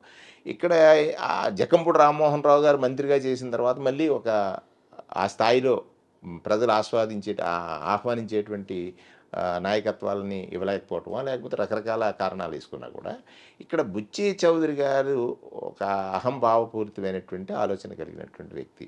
ఎందుకంటే నేను చంద్రబాబు కంటే నేను సీనియర్ అని ఆయనే చెప్తారు. అవునవును, చంద్రబాబు కంటే నేను సీనియర్ అని ఆయనే చెప్తారు. ఈయన బాధపడలేక సీట్ ఇవ్వడం తప్ప. ఇంకోటి ఏంటి, ఈయనకి ఒక అడిషనల్ క్వాలిఫికేషన్ ఏముందంటే రామోజీరావు గారు ఈయనకి బాగా గురువు, రాజగురువుకి శిష్యుడు. ఎవరు, బుచ్చి గారు.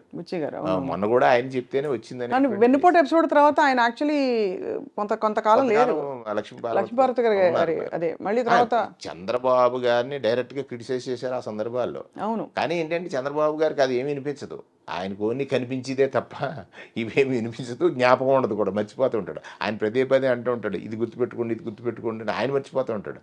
అటువంటి పరిస్థితి ఈయన మర్చిపోయాడు, ఆయన మర్చిపోయాడు. ఇక్కడ మీరు ముందే మొదలు పెట్టారు కదా, అక్కడ బస్సులోకి క్యాస్ట్ కార్డు అంటే ఇక్కడ చంద్రబాబు నాయుడు గారికి జగన్ గారికి ఉన్నటువంటిది ఏంటంటే డిఫరెన్స్.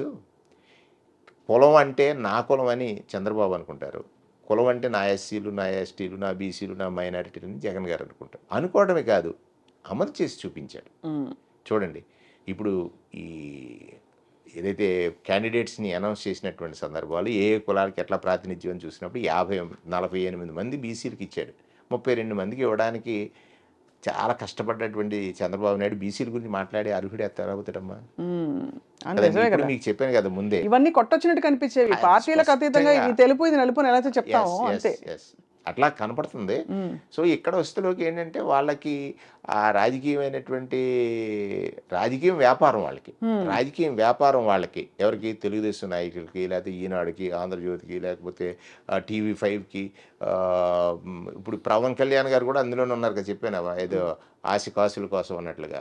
అట్లాగా వాళ్ళకి అది రాజకీయం అనేది సర్వీస్ కోసం, ఈయనకి జగన్మోహన్ రెడ్డి గారికి రాజకీయం సర్వీస్ చేయడం కోసం అనేది జగన్మోహన్ రెడ్డి గారికి అయితే లక్ష్యం, వాళ్ళు ఆశ కాసుల కోసం అంతే, వేరే ఏం కాదు.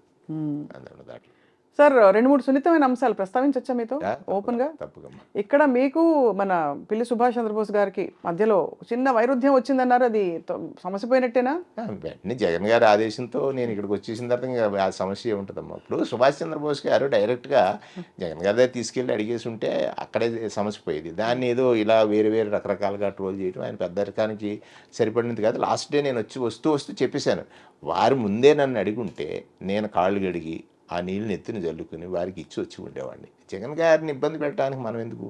అంటే వైఎస్ఆర్ కాంగ్రెస్ పార్టీలో ఒక నాయకుడి మీద వైఎస్ఆర్ కాంగ్రెస్ పార్టీ నాయకుడు ట్రోల్ చేయడం అనేటువంటిది కొంచెం బాధ కలిగిస్తుంది. బాధగా అమ్మ. ఇప్పుడు ఈ సందర్భంలో అమ్మ ప్రతిపక్ష నాయకుడు చంద్రబాబు నాయుడు గారు రామచంద్రపురంలో 2 రోజులు ఉన్నాడు. చిన్న కామెంట్ చేయలేకపోయాడే నా మీద. మీరు ఈ రాష్ట్రం అన్ని చోట్ల ఇసుక రీచ్లు ఉన్నాయి, నా దగ్గర ఉన్నాయి, ఎప్పుడు ఒక ట్రాక్టర్ ఇసుక తవ్వలేదు అక్కడ. అంటే నేనేమంటానంటే, నేను ఎక్కడా కూడా జగన్మోహన్ రెడ్డి గారి ప్రభుత్వం మీద చిన్న మకిలి వేయటానికి కూడా ఇష్టపడకుండా పనిచేశాను.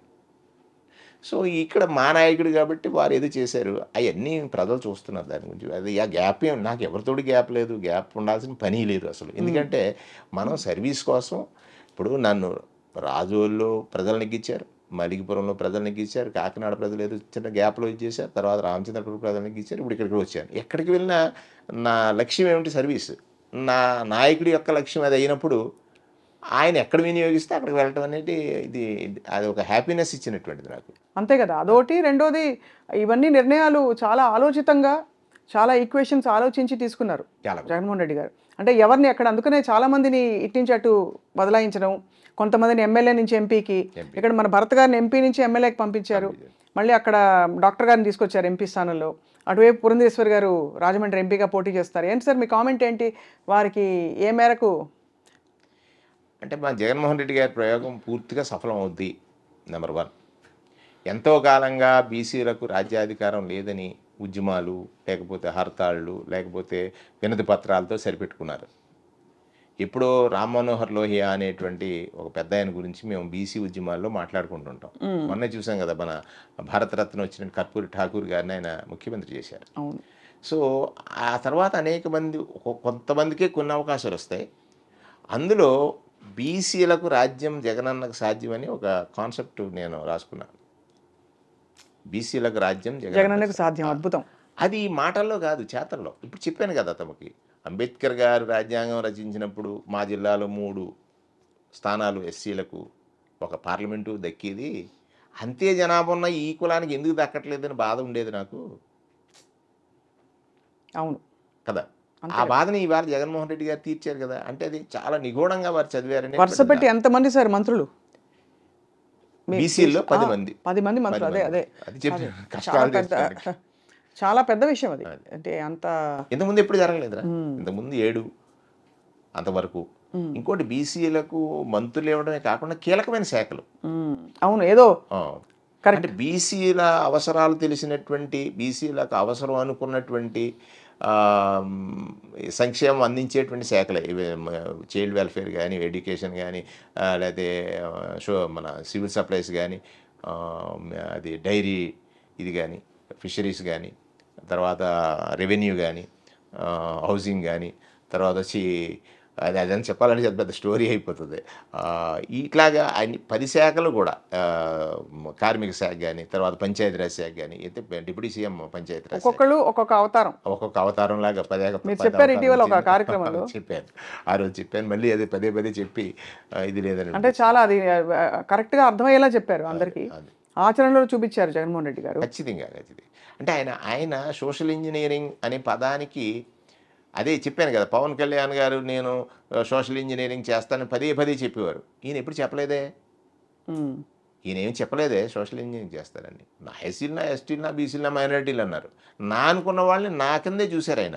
దానికి హెడ్డింగ్ పెట్టక్కర్లే, హెడ్డింగ్ అక్కర్లేదు. ఆయన హెడ్డింగ్ పెట్టేశారు, ఏం చేయలేదు. మళ్ళీ అదే సబ్జెక్ట్ మ్యాటర్ వీక్. ఇదంతే మ్యాటర్ వీక్ ఇదంతా. హెడ్డింగ్ పెట్టారు. ఇప్పుడు నిన్ననే ఆయన పాపం పిఠాపురంలో సరోజ గారని వారు విమర్శ చేశారు.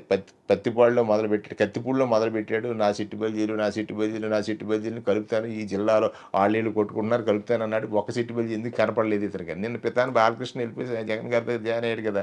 ఈ సిట్టు బల్జీలకి ఇవాళ 5 స్థానాలు, 3 అసెంబ్లీలు, 2 పార్లమెంట్లమ్మా. ఇది ఇండిపెండెంట్ హిస్టరీలో ఇది ఈ ఎలక్షన్ ఈ 2024 జగన్మోహన్ రెడ్డి గారి ప్రభుత్వం, జగన్మోహన్ రెడ్డి గారు వైఎస్ఆర్ కాంగ్రెస్ పార్టీ చరిత్రలో ఉంటుంది. తర్వాత అప్పటికే ఒక రాజ్యసభ ఇచ్చారు. నేను అంటాను, చెట్లెక్కి కాళ్ళు పార్లమెంటు మెట్లు ఎక్కగలిగాయి అంటే కారకుడు జగన్ అని. చెట్లెక్కి కాళ్ళు పార్లమెంటు మెట్లు ఎక్కాయి అంటే అబ్బా కారకుడు జగన్ గారని ఆ సందర్భంలో చెప్పాను. తర్వాత 2 శాసన మండలి సభ్యులు ఇచ్చారు 2 జిల్లాలో. ఇది అంటే సుమారు 8 మంది. అలాగే ఆ టేపర్ కమ్యూనిటీలో మా భరత్ గారికి ఇచ్చారు, తర్వాత జోగి రమేష్ గారికి ఇచ్చి ఇట్లా లెక్కేసుకుంటే అసలు బీసీలకు 48 సీట్స్ అంటే మాటలేంటమ్మా. ఇది ఇంతకుముందు ఎక్కడ పోయిపోయి అంటే నేను అంటే ఇక్కడ చిన్న ఎగ్జాంపుల్ కోట్ చేయాలి. సపోజ్ అందుబాటులో రాజకీయాల్లోకి మేము ఎందుకు ఎదగలేకపోయాము అని ఒక ప్రశ్న మిమ్మల్ని మేము వేసుకుంటే, నేను చాలా సందర్భాల్లో నాయకుడితో చర్చించినప్పుడు రాజకీయాల్లో నాయకులను తయారు చేసి నాయకుడు దొరక్క, అది ఈ కులాల్లో నాయకుల్ని గుర్తించి తయారు చేసే నాయకుడు దొరక్క మేము ఎదగలేదు. ఇప్పుడు ఇంగ్లీష్ మీడియంలో చదివితే ఇంగ్లీష్ మాట్లాడతాడు, ఉర్దూలో చదివితే ఉర్దూ మాట్లాడతాడు, సాంస్క్రిట్లో చదివితే సాంస్క్రిట్ మాట్లాడతాడు. అలాగే రాజకీయాల్లో ప్రవేశించిన వాడికి రాజకీయ పరిణితి, రాజకీయ పరిజ్ఞానము అబ్బే స్థితిలో నాయకుడు కనుక అవకాశాలు ఇస్తే ఖచ్చితంగా ఎదుగుతాడు. ఆ రోజు రాజశేఖర రెడ్డి గారు బోస్ గారిని డెవలప్ చేశారు, ఈరోజు జగన్ గారు నన్ను డెవలప్ చేశారు. చూడండి, ఇంకా 3కి అవకాశాలు ఇచ్చారు. అంటే ఆ స్కూల్లో ఎంట్రీ దొరికిన తర్వాత చదవడం అనేటువంటిది మా బాధ్యత, చదివేటప్పుడు మమ్మల్ని కరెక్ట్ చేయడం అనేటువంటిది నాయకుడి బాధ్యత. అంతే కదా. సో ఆ కరెక్షన్ చేశాడు కాబట్టి ఎంత ధైర్యం ఉండాలమ్మా. ఇప్పుడు జగన్మోహన్ రెడ్డి గారు నన్ను రాజమండ్రి రూరల్ పంపించారంటే నా మీద ఎంత నమ్మకం పెట్టారు ఆయన. అవును, అంతే కదా. ఒక బీసీ సెట్టుబలిజ సామాజిక వర్గానికి చెందినటువంటి, ఎక్కడో మారుమూల ప్రాంతంలో పుట్టినటువంటి, ఏ రాజకీయ నేపథ్యం లేనటువంటి ఒక వ్యక్తిని ఎక్కడో ఉద్దండు 1983 నుంచి రాజకీయాల్లో ఉండి ఎన్టీ రామారావు గారిని నడిపి, తర్వాత లక్ష్మీ పార్వతి గారిని నడిపి, తర్వాత వచ్చి ఆయన నడవలేక చంద్రబాబు నాయుడుతో అటు ఇటు పడినట్టు బుచ్చి చౌదరి గారి మీద పంపించారంటే నేను బీసీలకు శక్తిని కరెక్ట్ ఆయన అనుకున్నాడు. కాబట్టి మేమేమనుకున్నాం, మా శక్తి బీసీలకు జగన్ అయినప్పుడు మేము ఎవరి మీద యుద్ధానికి వెళ్ళడానికి కూడా వెనక్కాడము అని నేను అనుకున్నాను. అందుకే వచ్చాను ఇక్కడికి. సో అయితే ఫుల్గా కాన్ఫిడెంట్గా దూసుకెళ్ళడానికి మీరు సిద్ధంగా ఉన్నారు. 1000% వేణుగారు. 100 కాదురా, 1000%. ఈసారి సార్ మరి ఏ అంశాలు అంటే వివాదంలో ఉండే అంశాలు, మీ ప్రభుత్వం పట్ల వచ్చిన విమర్శలు కావచ్చు, రాజధానుల అంశం, స్పెషల్ స్టేటస్, సరే వివేకా గారి ఇష్యూ ఒకటి, షర్మిల గారు ఇప్పుడు బయటికి రావడం, ఇవన్నీ ఎంతవరకు చుట్టుకుంటాయని అనిపిస్తుంది మీకు ఎలక్షన్ పోలింగ్ టైంకి? ఇవన్నీ చూడండి, మనకి ప్యూరిఫికేషన్ జరిగేటప్పుడు అన్ని మలినాలు అంటుకుంటుంటాయి. అవును. ఈ లక్ష్యాన్ని సాధించాలనుకున్న జగన్ గారికి ఇప్పుడు సపోజ్ బుచ్చి చౌదరి గారిని తీసుకుందాం. చౌదరి గారు అనుకోదు మళ్ళీ ఆయన బాధపడవచ్చు. ఆయనే తీసుకుంటే వారు ఎప్పుడు మీడియాలో విమర్శలు చేస్తూ ఉంటారు. నేను వచ్చినప్పుడు ఇక్కడ చూశానమ్మా, 2 months అబౌవ్ అవుతుంది. ఎక్కడ చూసినా మురికి కాలంలో ఏర్లై పారుతూ ఉంటాయి. అవునండి, చాలా ఆశ్చర్యం. అవును. చూసిన తర్వాత నాకు చాలా ఇంట్రెస్ట్ ప్రోగ్రామ్ జడ్పీ చైర్మన్ చేశాను కాబట్టి స్వచ్ఛత నా బాధ్యత, మన బాధ్యత, నా బాధ్యత కాదు. నేను రామచంద్రపురంలో గుడ్ మార్నింగ్ రామచంద్రపురం చేశాను, స్వచ్ఛత మన బాధ్యత అనే ప్రోగ్రామ్ చేశాను. గ్యాంగ్ వర్క్స్ చేసి మొత్తం ధవళేశ్వరం అనే విలేజ్ని ఒక రూపురేఖలే మార్చాను. అంటే ఉన్నంతలో క్లీన్ చేశాను. నాకున్న టైం ఎంత ఉంది, ఆ టైంలో నేను ఎలా వర్క్ చేశాను. నాకు అనిపించింది ప్రతిపక్షంలో ఉన్నారు, సరే నాది ప్రభుత్వం కాదని ఆయన అనొచ్చు, కానీ ప్రతిపక్ష పాత్ర ఏమిటంటేరా వాయిస్ ఆఫ్ ది పీపుల్. అవును, వాయిస్ ఆఫ్ ది పీపుల్ కదా. ఈయన ఇసుక రీచ్ల దగ్గరికి వెళ్ళి మాట్లాడతారు తప్ప ట్రైన్ దగ్గరికి వెళ్ళి ఇప్పుడు ఎన్నిసార్లు మాట్లాడి ఉంటారా 5 ఏళ్ళు అంతే కదా. కనపడలేదని నరేన్ చెప్పాడు. కరెక్ట్, అది ఎప్పుడు మాట్లాడలేదు. ఇప్పుడు ప్రతిపక్షంలో ఉన్నానని నువ్వు పోషించాల్సిన పాత్ర పోషించకపోవడం వల్ల అది డబల్ అయింది, అది త్రిబుల్ అయింది. అధికారి అప్రమత్తం కాలేదు. మీరు లెజిస్లేటర్ మిమ్మల్ని నమ్మి గెలిపించిన ప్రజలకి ఆ దుర్గంధంలో జీవించేటువంటి ఒక దౌర్భాగ్యాన్ని మిగిల్చాడు ఆయనని నేను బాధపడ్డాను. నేను వచ్చిన వెంటనే స్వచ్ఛత మన బాధ్యత అనుకున్న అన్ని ఊర్లు తిరిగాను. అన్ని ఊర్లలోనూ ఎక్కడైతే డంప్స్ ఉన్నాయో అన్నీ కూడా లేపడానికి ఇప్పుడు నా మైండ్లో ఒక మంచి ఆలోచన కలిగింది. అంటే ఈ నియోజకవర్గాన్ని కదా మనం బాగు చేయాల్సింది, ఈ నియోజకవర్గంలో కదా మన అవసరం ఉంది, ఈ నియోజకవర్గ ప్రజలు కదా ఈ ఇబ్బందులు పడుతున్నారు, ఈ ఇబ్బందుల నుంచి అధిగమించాలి ఈ ప్రజలని అనుకున్నప్పుడు నాకు జగన్ గారు అవకాశం ఇచ్చారు. ప్రజలు అవకాశం ఇస్తే ఖచ్చితంగా ఇది ఒక సుందరమైన నియోజకవర్గంగా తీర్చిదిద్దాలి. ఇక్కడ ఒక అదృష్టం ఏంటంటే ప్రకృతి రమణీయతకి మారుపేరు కడియం, అంతే కదమ్మా. ఇక్కడ ఉన్నటువంటి నర్సరీలు, ఈ ఫల వృక్షాలు, లేకపోతే పుష్పాలను ఇచ్చేటువంటి వృక్షాలు ఎన్ని ఉన్నాయి. అంత రమణీయత ఉన్నటువంటి ఈ నియోజకవర్గంలో అంత దుర్గంధం ఉంది పక్కకు వస్తే. మరి ఆ దుర్గంధాన్ని 10 సంవత్సరాలు పాలించినటువంటి పాలకుడు అడ్రస్ చేయని కారణం చేత కదా, అడ్రస్ చేయని కారణం చేత. సపోజ్ ప్రతిపక్షంలో ఎమ్మెల్యే అయినా ఆ ఊరు వెళ్ళినప్పుడు ఖచ్చితంగా ఎన్ని స్టేట్మెంట్స్ ఇచ్చి ఉంటారు. ఇసుక రీచ్లో ఇసుక వెళ్ళిపోతుందంటే స్టేట్మెంట్లు ఇస్తారు. దాని వెనక హిడెన్ ఎజెండా ఏమిటనేది మరి ఆయనకి తెలియదు, నాకు తెలియదు. నేను ఎప్పుడు అది చూడను, దాని అటువంటి జోలి కోరుకోను. బట్టకాల్చి మీరేసి మీరు అదే అంతే అంతే కదా, అంతే అదే నేను చెప్తాను. వాయిస్ ఆఫ్ ది పీపుల్ అవ్వాల్సినటువంటి శాసనసభ్యుడు ఆ బాధ్యతను విస్మరించాడు అని నేను తెలుసుకున్నటువంటి వాస్తవం. ఎందుకంటే మన డెమోక్రటిక్ వాల్యూస్, డెమోక్రసీ మీద అవగాహనతో ఉన్నవాడిగా నేను తెలుసుకున్నటువంటి నిజం. అందుకే నేను శాసనసభ్యుడిగా జగన్మోహన్ రెడ్డి గారు వేణు ఇక్కడ కరెక్ట్ అయిన పర్సన్ అని అనుకున్నారు కాబట్టే నన్ను నియమించారని నేను అనుకుంటాను ఖచ్చితంగా. 2, ఇది బీసీల నియోజకవర్గం. అవును, 100%. 2,75,000 మంది ఓటర్లు ఉన్నారు. 78 2.78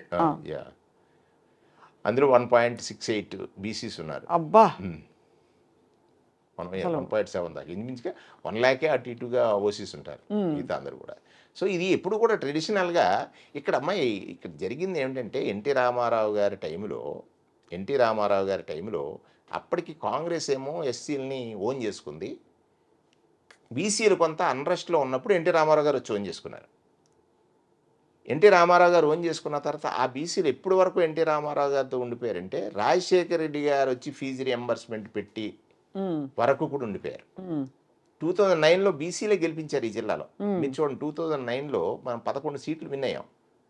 అవును, కారణం ఏంటంటే ఆ రోజు చిరంజీవి గారు పార్టీ పెట్టారు. కరెక్ట్. సో చిరంజీవి గారు కాపులంతా ఒక సైడ్కి వెళ్ళిపోయారు, ఈ అదర్ బీసీస్ వీళ్ళంతా ఇటు ఉన్నప్పుడు రాజశేఖర రెడ్డి గారు చేసిన పని ఏదైతే బీసీలకు ఫీజు రియంబర్స్మెంట్ లాంటి పథకం తెచ్చారో ఆ పథకం వల్ల, ఆరోగ్యశ్రీ వల్ల ఖచ్చితంగా 11 సీట్లు గెలిచి రెండోసారి గవర్నమెంట్ వచ్చింది. ఇది నేను ఎగ్జాంపుల్, దాంట్లో నేను చూసిన వాడిగా. అవును, ఇవాళ అటువంటి పథకాన్ని తెచ్చినటువంటి రాజశేఖర రెడ్డి గారి బీసీలు మళ్ళా ఇవాళ జగన్మోహన్ రెడ్డి గారి దగ్గర 100% ఓన్ అయ్యారు. 100%. తండ్రి గారి దగ్గర 50% ఓన్ అయితే ఇప్పుడు 100% ఓన్ అయ్యారు. ఎందుకని ఈ సోషల్ ఇంజనీరింగ్ చేయటంలో ఈయన టాప్ అయ్యారు కాబట్టి. ఇక్కడ ఈ మాయ మాటలు చెప్పి బీసీలు మా పక్కన ఉన్నారు, పక్కన అక్కడక్కడ ఇలాగ ఈ నియోజకవర్గం లాంటి పాపం శాపగ్రస్తం అయిపోయినటువంటి మా వాళ్ళు చాలామంది బాధపడుతున్నారు మనసులో, బయటికి వ్యక్తీకరించలేకపోతున్నారు. కారణం ఏంటంటే బలమైన ఒక బీసీ వాళ్ళకి లభించలేదు. ఇప్పుడు ఇవాళ నేను బలం అంటే వాళ్ళ బలం నా బలం, ఆ బీసీని కాబట్టి నేను ఇక్కడికి వచ్చాను కనుక వాళ్ళు బీసీలుగా మళ్ళీ నిలబడాలి, వాళ్ళ లోపల ఉన్నటువంటి భావజాలాన్ని బయటికి వ్యక్తీకరించడానికి ఒక అవకాశం ఉంది. అందుకే ఇవాళ జగన్మోహన్ రెడ్డి గారి ప్రభుత్వమే బీసీల ప్రభుత్వం. ఏం కోరుకుంటారు సార్ బీసీలు అంటే? ఈ వచ్చే పథకాలు, లేకపోతే ఈ రాజ్య అధికారంలో ఒక భాగస్వామ్యం, ఇవన్నీ కాకుండా ఏం కోరుకుంటున్నారు? ప్రధానంగా బీసీలు ఆత్మగౌరవం కోరుకుంటారు. ఎస్, ఆత్మగౌరవం కోరుకుంటారు. ఎందుకంటున్నట్టమ్మా ఇవాళ ఈ ప్రభుత్వానికి ప్రధానమైనటువంటి అంశం అదే. ఎక్కడా కూడా పేదరికంలో ఉన్నవాడు తన చెయ్యి కింద పెట్టకుండా, యాచించకుండా, యాచించకుండా, ఆశించిన వాడు యాచింతాడు. అసలు ఆశించిన వాడికి యాచించకుండా ఒక ప్రభుత్వం ఆదుకుంటుందని నిరూపించినటువంటి ప్రభుత్వం. ఎందుకంటే డీబీటీ అనేటువంటిది ఎక్కడో అన్నా అని అప్పుడు ద్రౌపదీదేవి 2 చేతులు ఎత్తింది. అవును, ఇది కౌరవ సభలో. అవునవును, ఆయన వచ్చి ఒలువలు ఇచ్చాడు. ఆ పాట కూడా ఉంది కదా సార్. దేవా దీనవతిని దీన బాంధవ. కనవా. అది Yeah. అవును. అటువంటి పాట, అటువంటి పరిస్థితి ఇవాళ ఈ రాష్ట్రంలో కలిగింది. అన్నా నాకు ఈ కష్టం అని అంటే ఆరోగ్యశ్రీ ఉంది, అన్నా నీకు ఈ కష్టం అంటే చేయూత వస్తుంది, అన్నా నాకు ఈ కష్టం అంటే అమ్మఒడి వస్తుంది, అన్నా నాకు నిజానికి ఈ కష్టం అంటే అవును. అసలు ప్రతి కష్టం నెల లేకుండా. అమ్మ సంక్షేమం అనేటువంటిది ఒక క్యాలెండర్ రూపంలో ఇవ్వగలిగినటువంటి పరిస్థితి ఈ దేశంలో వస్తుందని ఎప్పుడైనా అనుకున్నావా? ఇది భారతదేశ స్వాతంత్ర్య స్ఫూర్తికి నిజమైనటువంటి ఏమన్నా అర్థం అని నేను అంటాను. నిజమైన అర్థం ఇది. చాలా అంటే పూర్తిగా జగన్మోహన్ రెడ్డి గారి ఆలోచనల్ని సంపూర్ణంగా మీరు అంటే అధ్యయనం చేసి చూసి దాదాపు అదే లైన్లో మీరు మాట్లాడుతున్నారు వేణుగారు. కానీ ఒక చిలిపి ప్రశ్న అడగక మానలేకపోతున్నాను. ఇక్కడ మన లోకేష్ గారు ఆయన చెప్పిన మాటలు కానీ ఆయన నియోజకవర్గంలో ఆయన గెలుస్తారని మీరు అనుకుంటున్నారా? అంటే మీ పొలిటికల్ అసెస్మెంట్ చూస్తే మీకు ఏమనిపిస్తుంది? ఎందుకంటే ఇక్కడ ప్రతి చోట ఒక మహిళ నిలబడి ఉంది. పవన్ కళ్యాణ్ గారికి వంగా గీత గారు, ఇక్కడ ఆయనకి మన లోకేష్ గారికి కూడా ఒక బీసీ మహిళా నాయకురాలు, అండ్ అలాగే బాలకృష్ణ గారికి కూడా హిందూపురంలో కూడా మహిళ. సో ఏమనిపిస్తుంది నరేన్ గారు మీ ఎలక్షనియరింగ్ ఎక్స్పీరియన్స్? లోకేష్ గారిని నేను అబ్జర్వ్ చేసినంత వరకు, అంటే మేము మీడియాలో చూడమే కదా మేడం, ఆయన అయితే చాలా స్ట్రైట్ ఫేస్తో ఫేక్ చేస్తారండి. అబద్ధాలు చెప్పడం అనేది చాలా స్ట్రైట్ ఫేస్తో చేస్తున్నారు. అండ్ అన్ఫార్చునేట్లీ దొరికిపోవడం ఆయనకున్న విద్య, ఆయనకున్న క్వాలిఫికేషన్. సెకండ్స్లో దొరికిపోతారు. ఆయన చెప్పేది అబద్ధం అని ఆయన మాటల్లోనే అర్థమైపోతూ ఉంటుంది. కాబట్టి క్రెడిబిలిటీ లేని ఒక ఫోర్స్డ్ లీడర్ అనుకోవచ్చు ఆయన. నేను లీడర్ కూడా కదా, not even a leader at. బలవంతంగా ప్రజల మీద రుద్దబడుతున్నటువంటి ఒక వారసత్వం అనుకోండి, అంతే. ఆయనకంటూ ఏం క్వాలిఫికేషన్ ఉందండి? ఇఫ్ నాట్ ఆయన చంద్రబాబు నాయుడు గారు తనయుడు కాకపోయి ఉంటే ఆయన గురించి మనం మాట్లాడుకోవాలి అసలు? దానికి ఈయన పాపం మోదీ గారిని తిడుతూ అన్నారు కదా, who am I'm father of Lokesh. Father ఆయన చెప్పుకోవచ్చేమో తప్ప ఎందుకని ప్రజలు లోకేష్ గారి గురించి ఎందుకు మాట్లాడుకోవాలి మనం? ఆయన ప్రజల్లో నెగ్గొచ్చాడా కనీసం? లేకపోతే what has he done to the state? అది లేదండి. అంటే it is sad we're having to comment about all these leaders today like this, because అంత అనుభవం ఉండి వాళ్ళ ఐడెంటిటీస్ కానీ వాళ్ళ భావజాలాలు కానీ ఎక్కడ ఏమాత్రం ప్రజలకు అనుసంధానం అయి ఉన్నాయో అని విచారకరమైన పరిస్థితిలో మనం ఇలా కామెంట్ చేసుకుంటున్నాం సార్. లేకపోతే ఇది ఒక సైడ్ మాట్లాడాలని కాదు, ఇంకోటి కాదు.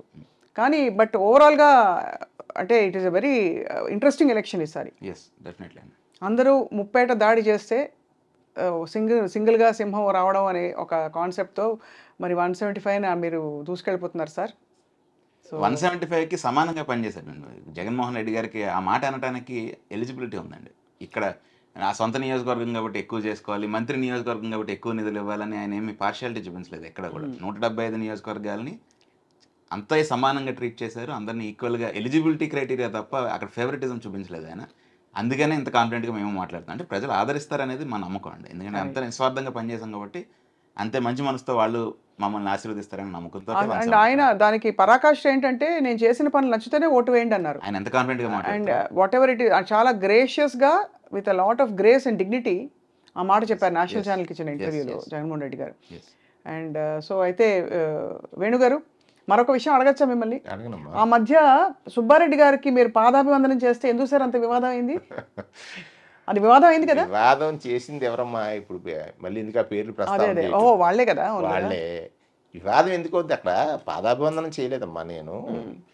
జగన్మోహన్ రెడ్డి గారు నా కులస్తుడైనటువంటి కుడుపుడి చిట్టబ్బాయి మరణిస్తే ఆ కుటుంబాన్ని ఆదుకున్న తీరు, అది నాకు ఆ కుటుంబాన్ని ఆదుకున్న తీరు నాలో ఆ ఉద్వేగాన్ని కలిగించింది. ఎందుచేతనంటే మరణించిన తర్వాత ఒకరి గురించి పట్టించుకునే నాయకుడు ఎవరున్నారమ్మా ఈ రోజుల్లో? మరణించిన తర్వాత ఆ కుటుంబాన్ని ఆదుకునే బాధ్యత తీసుకుని నా ద్వారా అది పరిష్కరించినటువంటి జగన్మోహన్ రెడ్డి గారికి, అది ఇప్పుడు ప్రతి వాళ్ళు కాలు పట్టుకుని దండం పెడతారు. నేను వేదిక మీద నించున్నాను. దాన్ని వివాదం చేయాలని కొంతమంది అనుకున్నారు. చేసిన వాళ్ళందరికీ వాళ్ళ లాభాలు వాళ్ళకి వచ్చినాయి. ఆ లాభాలతో మనకు పని లేదు. ఒక్కటి విమర్శ ప్రతి విమర్శలతోటి మనం ఏమి విమర్శలకి కుంగిపోయి పొగడ్తలకు పొంగిపోయే తత్వం నాది కాదు. నేను చేసిన దాంట్లో చిత్తశుద్ధి. ఒక కుటుంబాన్ని నిలపడం కోసం లేదా కుటుంబం పడుతున్న కష్టాల నుంచి వాళ్ళని బయటపడేయటం, నిలపడం అని నేను అన్నాను, బయటపడేయటం కోసం చేసిన దాంట్లో ఒక ఇది. రెండోది, సుబ్బారెడ్డి గారు, నేను తిరుమల కొండకి ప్రతి మాసం వెళ్ళే అలవాటు ఉన్నవాడిని. సుబ్బారెడ్డి గారు తిరుమల తిరుపతి దేవస్థానాల అధ్యక్షుడు. ఆ రోజు ఆ కార్యక్రమానికి ప్రత్యేక విమానంలో వచ్చారు. తిరుమల తిరుపతి దేవస్థానం అధ్యక్షుడిగా సుబ్బారెడ్డి గారికి అందరూ మొక్కడం అనేటువంటిది చాలా పరిపాటిగా ఉన్నటువంటి అంశం. సరే, తిరుమల వెళ్తాం. ఇప్పుడు మోడీ గారు కనబడితే పవన్ కళ్యాణ్ గారు మొక్కలేదా? ఆవిడెవరు మేడం మాయావతి గారు కనబడితే పవన్ కళ్యాణ్ గారు దండం పెట్టలేదా? చంద్రబాబు నాయుడు గారు వంగట్లేదా అమిత్ షా గారి దగ్గర?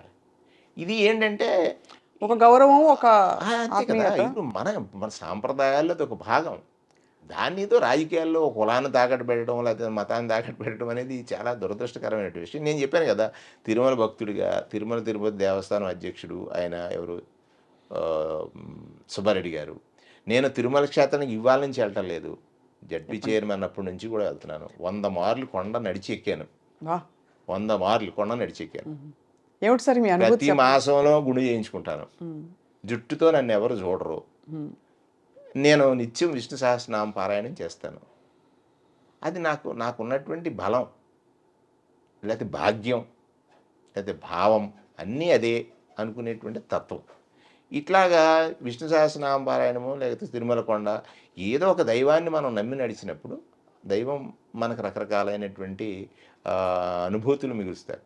సో నా విష్ణు పృథివీపతి, అంతే కదా. నేను 2 నమ్ముతానమ్మా. నా విష్ణు పృథివీపతి అంటే ఎవరైతే రాజ్యాధికారంలో ఉంటారో వాళ్ళందరికీ విష్ణాంశం ఉంటుంది. అవును, అభ్యాగతి స్వయం విష్ణు, నడిపించేది ఆయనే కదా. రెండోది కూడా ఆచరిస్తానరా. నా విష్ణు పృథివీపతి అని నమ్మిన వాడిగా అభ్యాగతిన్ స్వయం విష్ణు. మధ్యాహ్నం ఎవరైనా భోజన సమయంలో కనుక అతిథి వస్తే ముందుగా వారిని భోజనం చేసిన తర్వాత నేను భోజనం చేయాలనేటువంటి ఒక తత్వం అలవర్చుకున్నవాడిని. అభ్యాగతిని అంటే అనుకోని అతిథి విష్ణుమూర్తితో సమానము అనేటువంటి భావన. ఇట్లా కొన్ని మనం ఆ భావజాలాన్ని కలిగి ఉన్నాము. ఆ స్వామి అది ఎంత, అది వారనుకుని ఉండొచ్చు నెగిటివ్ అని, అది పాజిటివ్గా తీసుకున్న వాళ్ళు కొన్ని కోట్ల మంది ఉన్నారు. అదే జగన్మోహన్ రెడ్డి గారు ఆ కుటుంబానికి చేసినటువంటి దానికి ప్రతిగా ఒక నమస్కారం చేయటం అనేది కుటుంబం తరఫున లేకపోతే నా తరఫున లేకపోతే వాళ్ళ తరఫున అనేటువంటి దాన్ని ఏదో కులానికి ఆపాదించి రాజకీయ లబ్ధి పొందాలనేటువంటిది రాజకీయాలు ఈ కామన్గా వస్తూ ఉంటాయి. కామన్గా మీరేం పట్టించుకోలేదు, అవన్నీ గతం కదా. కృష్ణార్పణం అనుకున్నాను. అంటే ఇప్పుడు కరెక్టే సార్, మీ కరెక్ట్. కానీ ఈసారి అంటే ఇది అడగడానికి కారణం కూడా అదే అంటారు కదండి, 1-2 ఉంటాయి విమర్శలు, వివాదాలు, అవి అడిగి నివృత్తి చేసేసి వన్స్ ఫర్ ఆల్ జనానికి తెలుసుకోవాలి అని అడిగేసాం, అనుకోకండి. ఖచ్చితంగా అటువంటి ఇప్పుడు చెప్తున్నాను కదా, ముందు మనం అక్కడ అభ్యాగతిని స్వయం విష్ణు అని చెప్పడానికి ఒక అవకాశం మీరు అడిగారు కాబట్టి నేను ఎందుకని అట్లాగే చేస్తామనేటువంటిది ఒక్కటమ్మా. ఇక్కడ కూడా 20 సంవత్సరాల రాజకీయంలో ఎక్కడా కూడా వేణుగోపాలకృష్ణ మీద రాజకీయపరమైన విమర్శ చేయగలరు తప్ప ఇతరత్ర ఏది కూడా ఎగ్జాంపుల్ ఉండాలి కదా, ఎక్కడ ఏది ఉండదు. ఎందుకని నేను నమ్మిన సిద్ధాంతం అండి. ఎప్పుడు ఆ రోజుల్లో ఇప్పుడు నేను జిల్లా పరిషత్ చైర్మన్ చేసినప్పుడు ఆ సింహాసనం మీద ఉద్దండులు కూర్చున్నారు. ఆ సింహాసనం పైన కూర్చున్న నువ్వు ఎలా ప్రవర్తించాలని ఉండవల్లి అరుణ్ కుమార్ గారు లాంటి వాళ్ళు ఒక ఉపదేశం చేశారు. ఆ ఉపదేశం నచ్చింది. రాజశేఖర రెడ్డి గారు ఒక ఉపదేశం చేశారు, అది నచ్చింది, దాన్ని ఆచరించాను. దానివల్ల అంటే అన్నిటికీ ఒకటే పరిష్కారం కాదు. మనం గుణప్రధానంగా జీవించాలని అనుకున్నాం, ధనప్రధానంగా కాదు. అవును, ధనప్రధానంగా కాదు, గుణప్రధానంగానే. గుణప్రాధాన్యత ఒక తరానికి నచ్చకపోవచ్చు, కానీ మహాత్ముడు ఆ రోజు ధనానికి వంగి ఉంటే దేశానికి స్వాతంత్రం వచ్చి ఉండేది కాదు. అవును, ఆయనకి ఏమవసరం కదా, అదే కదా, ఆయన ధనానికి లొంగలేదు. అలాగే వేణుగోపాలకృష్ణకి లభించిన ఈ రాజకీయ జీవితంలో గుణప్రాధాన్యతే ప్రధానంగా తీసుకున్నటువంటి అంశం. నేనైతే ఎక్కడో అడుగుపాలెం, మా మంగళంపల్లి బాలమురళీకృష్ణ గారు జనించినటువంటి ప్రదేశం అది. అడుగుపాలెం అంటే ఆ శంకరగుప్తంలో పుట్టారు ఆయన. మంగళంపల్లి బాలమురళీకృష్ణ విద్వాంసుడు. అటువంటి వారి జనించినటువంటి ప్రాంతంలో ఆ రక్తతుల్యకి దక్షిణాన ఆయన, ఉత్తరాన్ని నేను ఉన్నాం పుట్టిన వాళ్ళం. సో అక్కడ వారి ప్రపంచ ఖ్యాతి సాధించాడు. ఈ వేణుగోపాలకృష్ణ కూడా జిల్లా వ్యాప్తంగా ఒక రాజకీయ నాయకుడిగా ఎదిగాడంటే కారణం ఏదో ఆ కారణ జన్మం అంతే. అంతే, అది భగవంతుడు. అంతే, అది రజనీకాంత్ గారి డైలాగ్ సార్. దేవుడు శాసిస్తాడు, అరుణాచలం పాటిస్తాడు. కానీ అంటే ఇప్పుడు మీరు రాష్ట్ర మంత్రి కూడా అయ్యారు కాబట్టి మీకు ఇంకా ఉజ్వలంగా భవిష్యత్తు ఉంది కాబట్టి రాజకీయ జీవితం ఏమిటి సార్ నెక్స్ట్ మీ ఆకాంక్ష ఏమిటి? ఏదో ఉంటుంది కదా లోపల. ఇక్కడ బీసీలకు ప్రధానంగా ఒక అవకాశం లభించింది విద్యాపరంగా ఎదగటానికి. విద్యాపరంగా ఎదిగే సమయంలో రాజకీయ పరంగా ఎదగటానికి. రాజకీయం దేనికి అవసరం అంటే మన జాతి జీవితాలన్నింటినీ శాసించేది రాజకీయం ఈ దేశంలో. ఆ రాజకీయంలో మనం కూడా ఉంటేనే రాజకీయం గురించి తెలుస్తుంది. అదే నేను ఏమి రాసుకున్నానంటే నా జాతి జీవితాలని శాసించేది రాజకీయం అయినప్పుడు ఆ రాజకీయంలో నేను కూడా ఉండాలి. శాసించాలంటే ఇట్లాగ మంత్రి ఇంకొకటి పదవులు చేయాలి. అది జగన్మోహన్ రెడ్డి గారు ఇచ్చిన అవకాశంతో మనం చేస్తున్నాం. రెండవది ఏంటంటే ఇవాళ బీసీలకు ఎదగదలకి అంటే వృత్తులకే పరిమితం కాకుండా వారిలో ఉన్న నైపుణ్యానికి తోడు విద్య అయితే వాళ్ళ ఎదుగుదల 1000 రెట్లు. అవును, 1000 రెట్లు. కుల వృత్తులు అంతరించిపోతున్నాయి. ప్రత్యామ్నాయ జీవనం తెలియనటువంటి వీరికి, ప్రత్యామ్నాయ జీవనాన్ని వెతుక్కోవలసిన వీరికి కుల వృత్తుల మీద ఆధారపడకుండా విద్యాపరమైనటువంటి అవకాశాలు అందిపుచ్చుకుని వాళ్ళు సమాజంలో అంటే అసమానతల నుండి సమానత్వానికి ఎదుగుతారు. అది బాబాసాహెబ్ అంబేద్కర్ గారి ఆలోచన.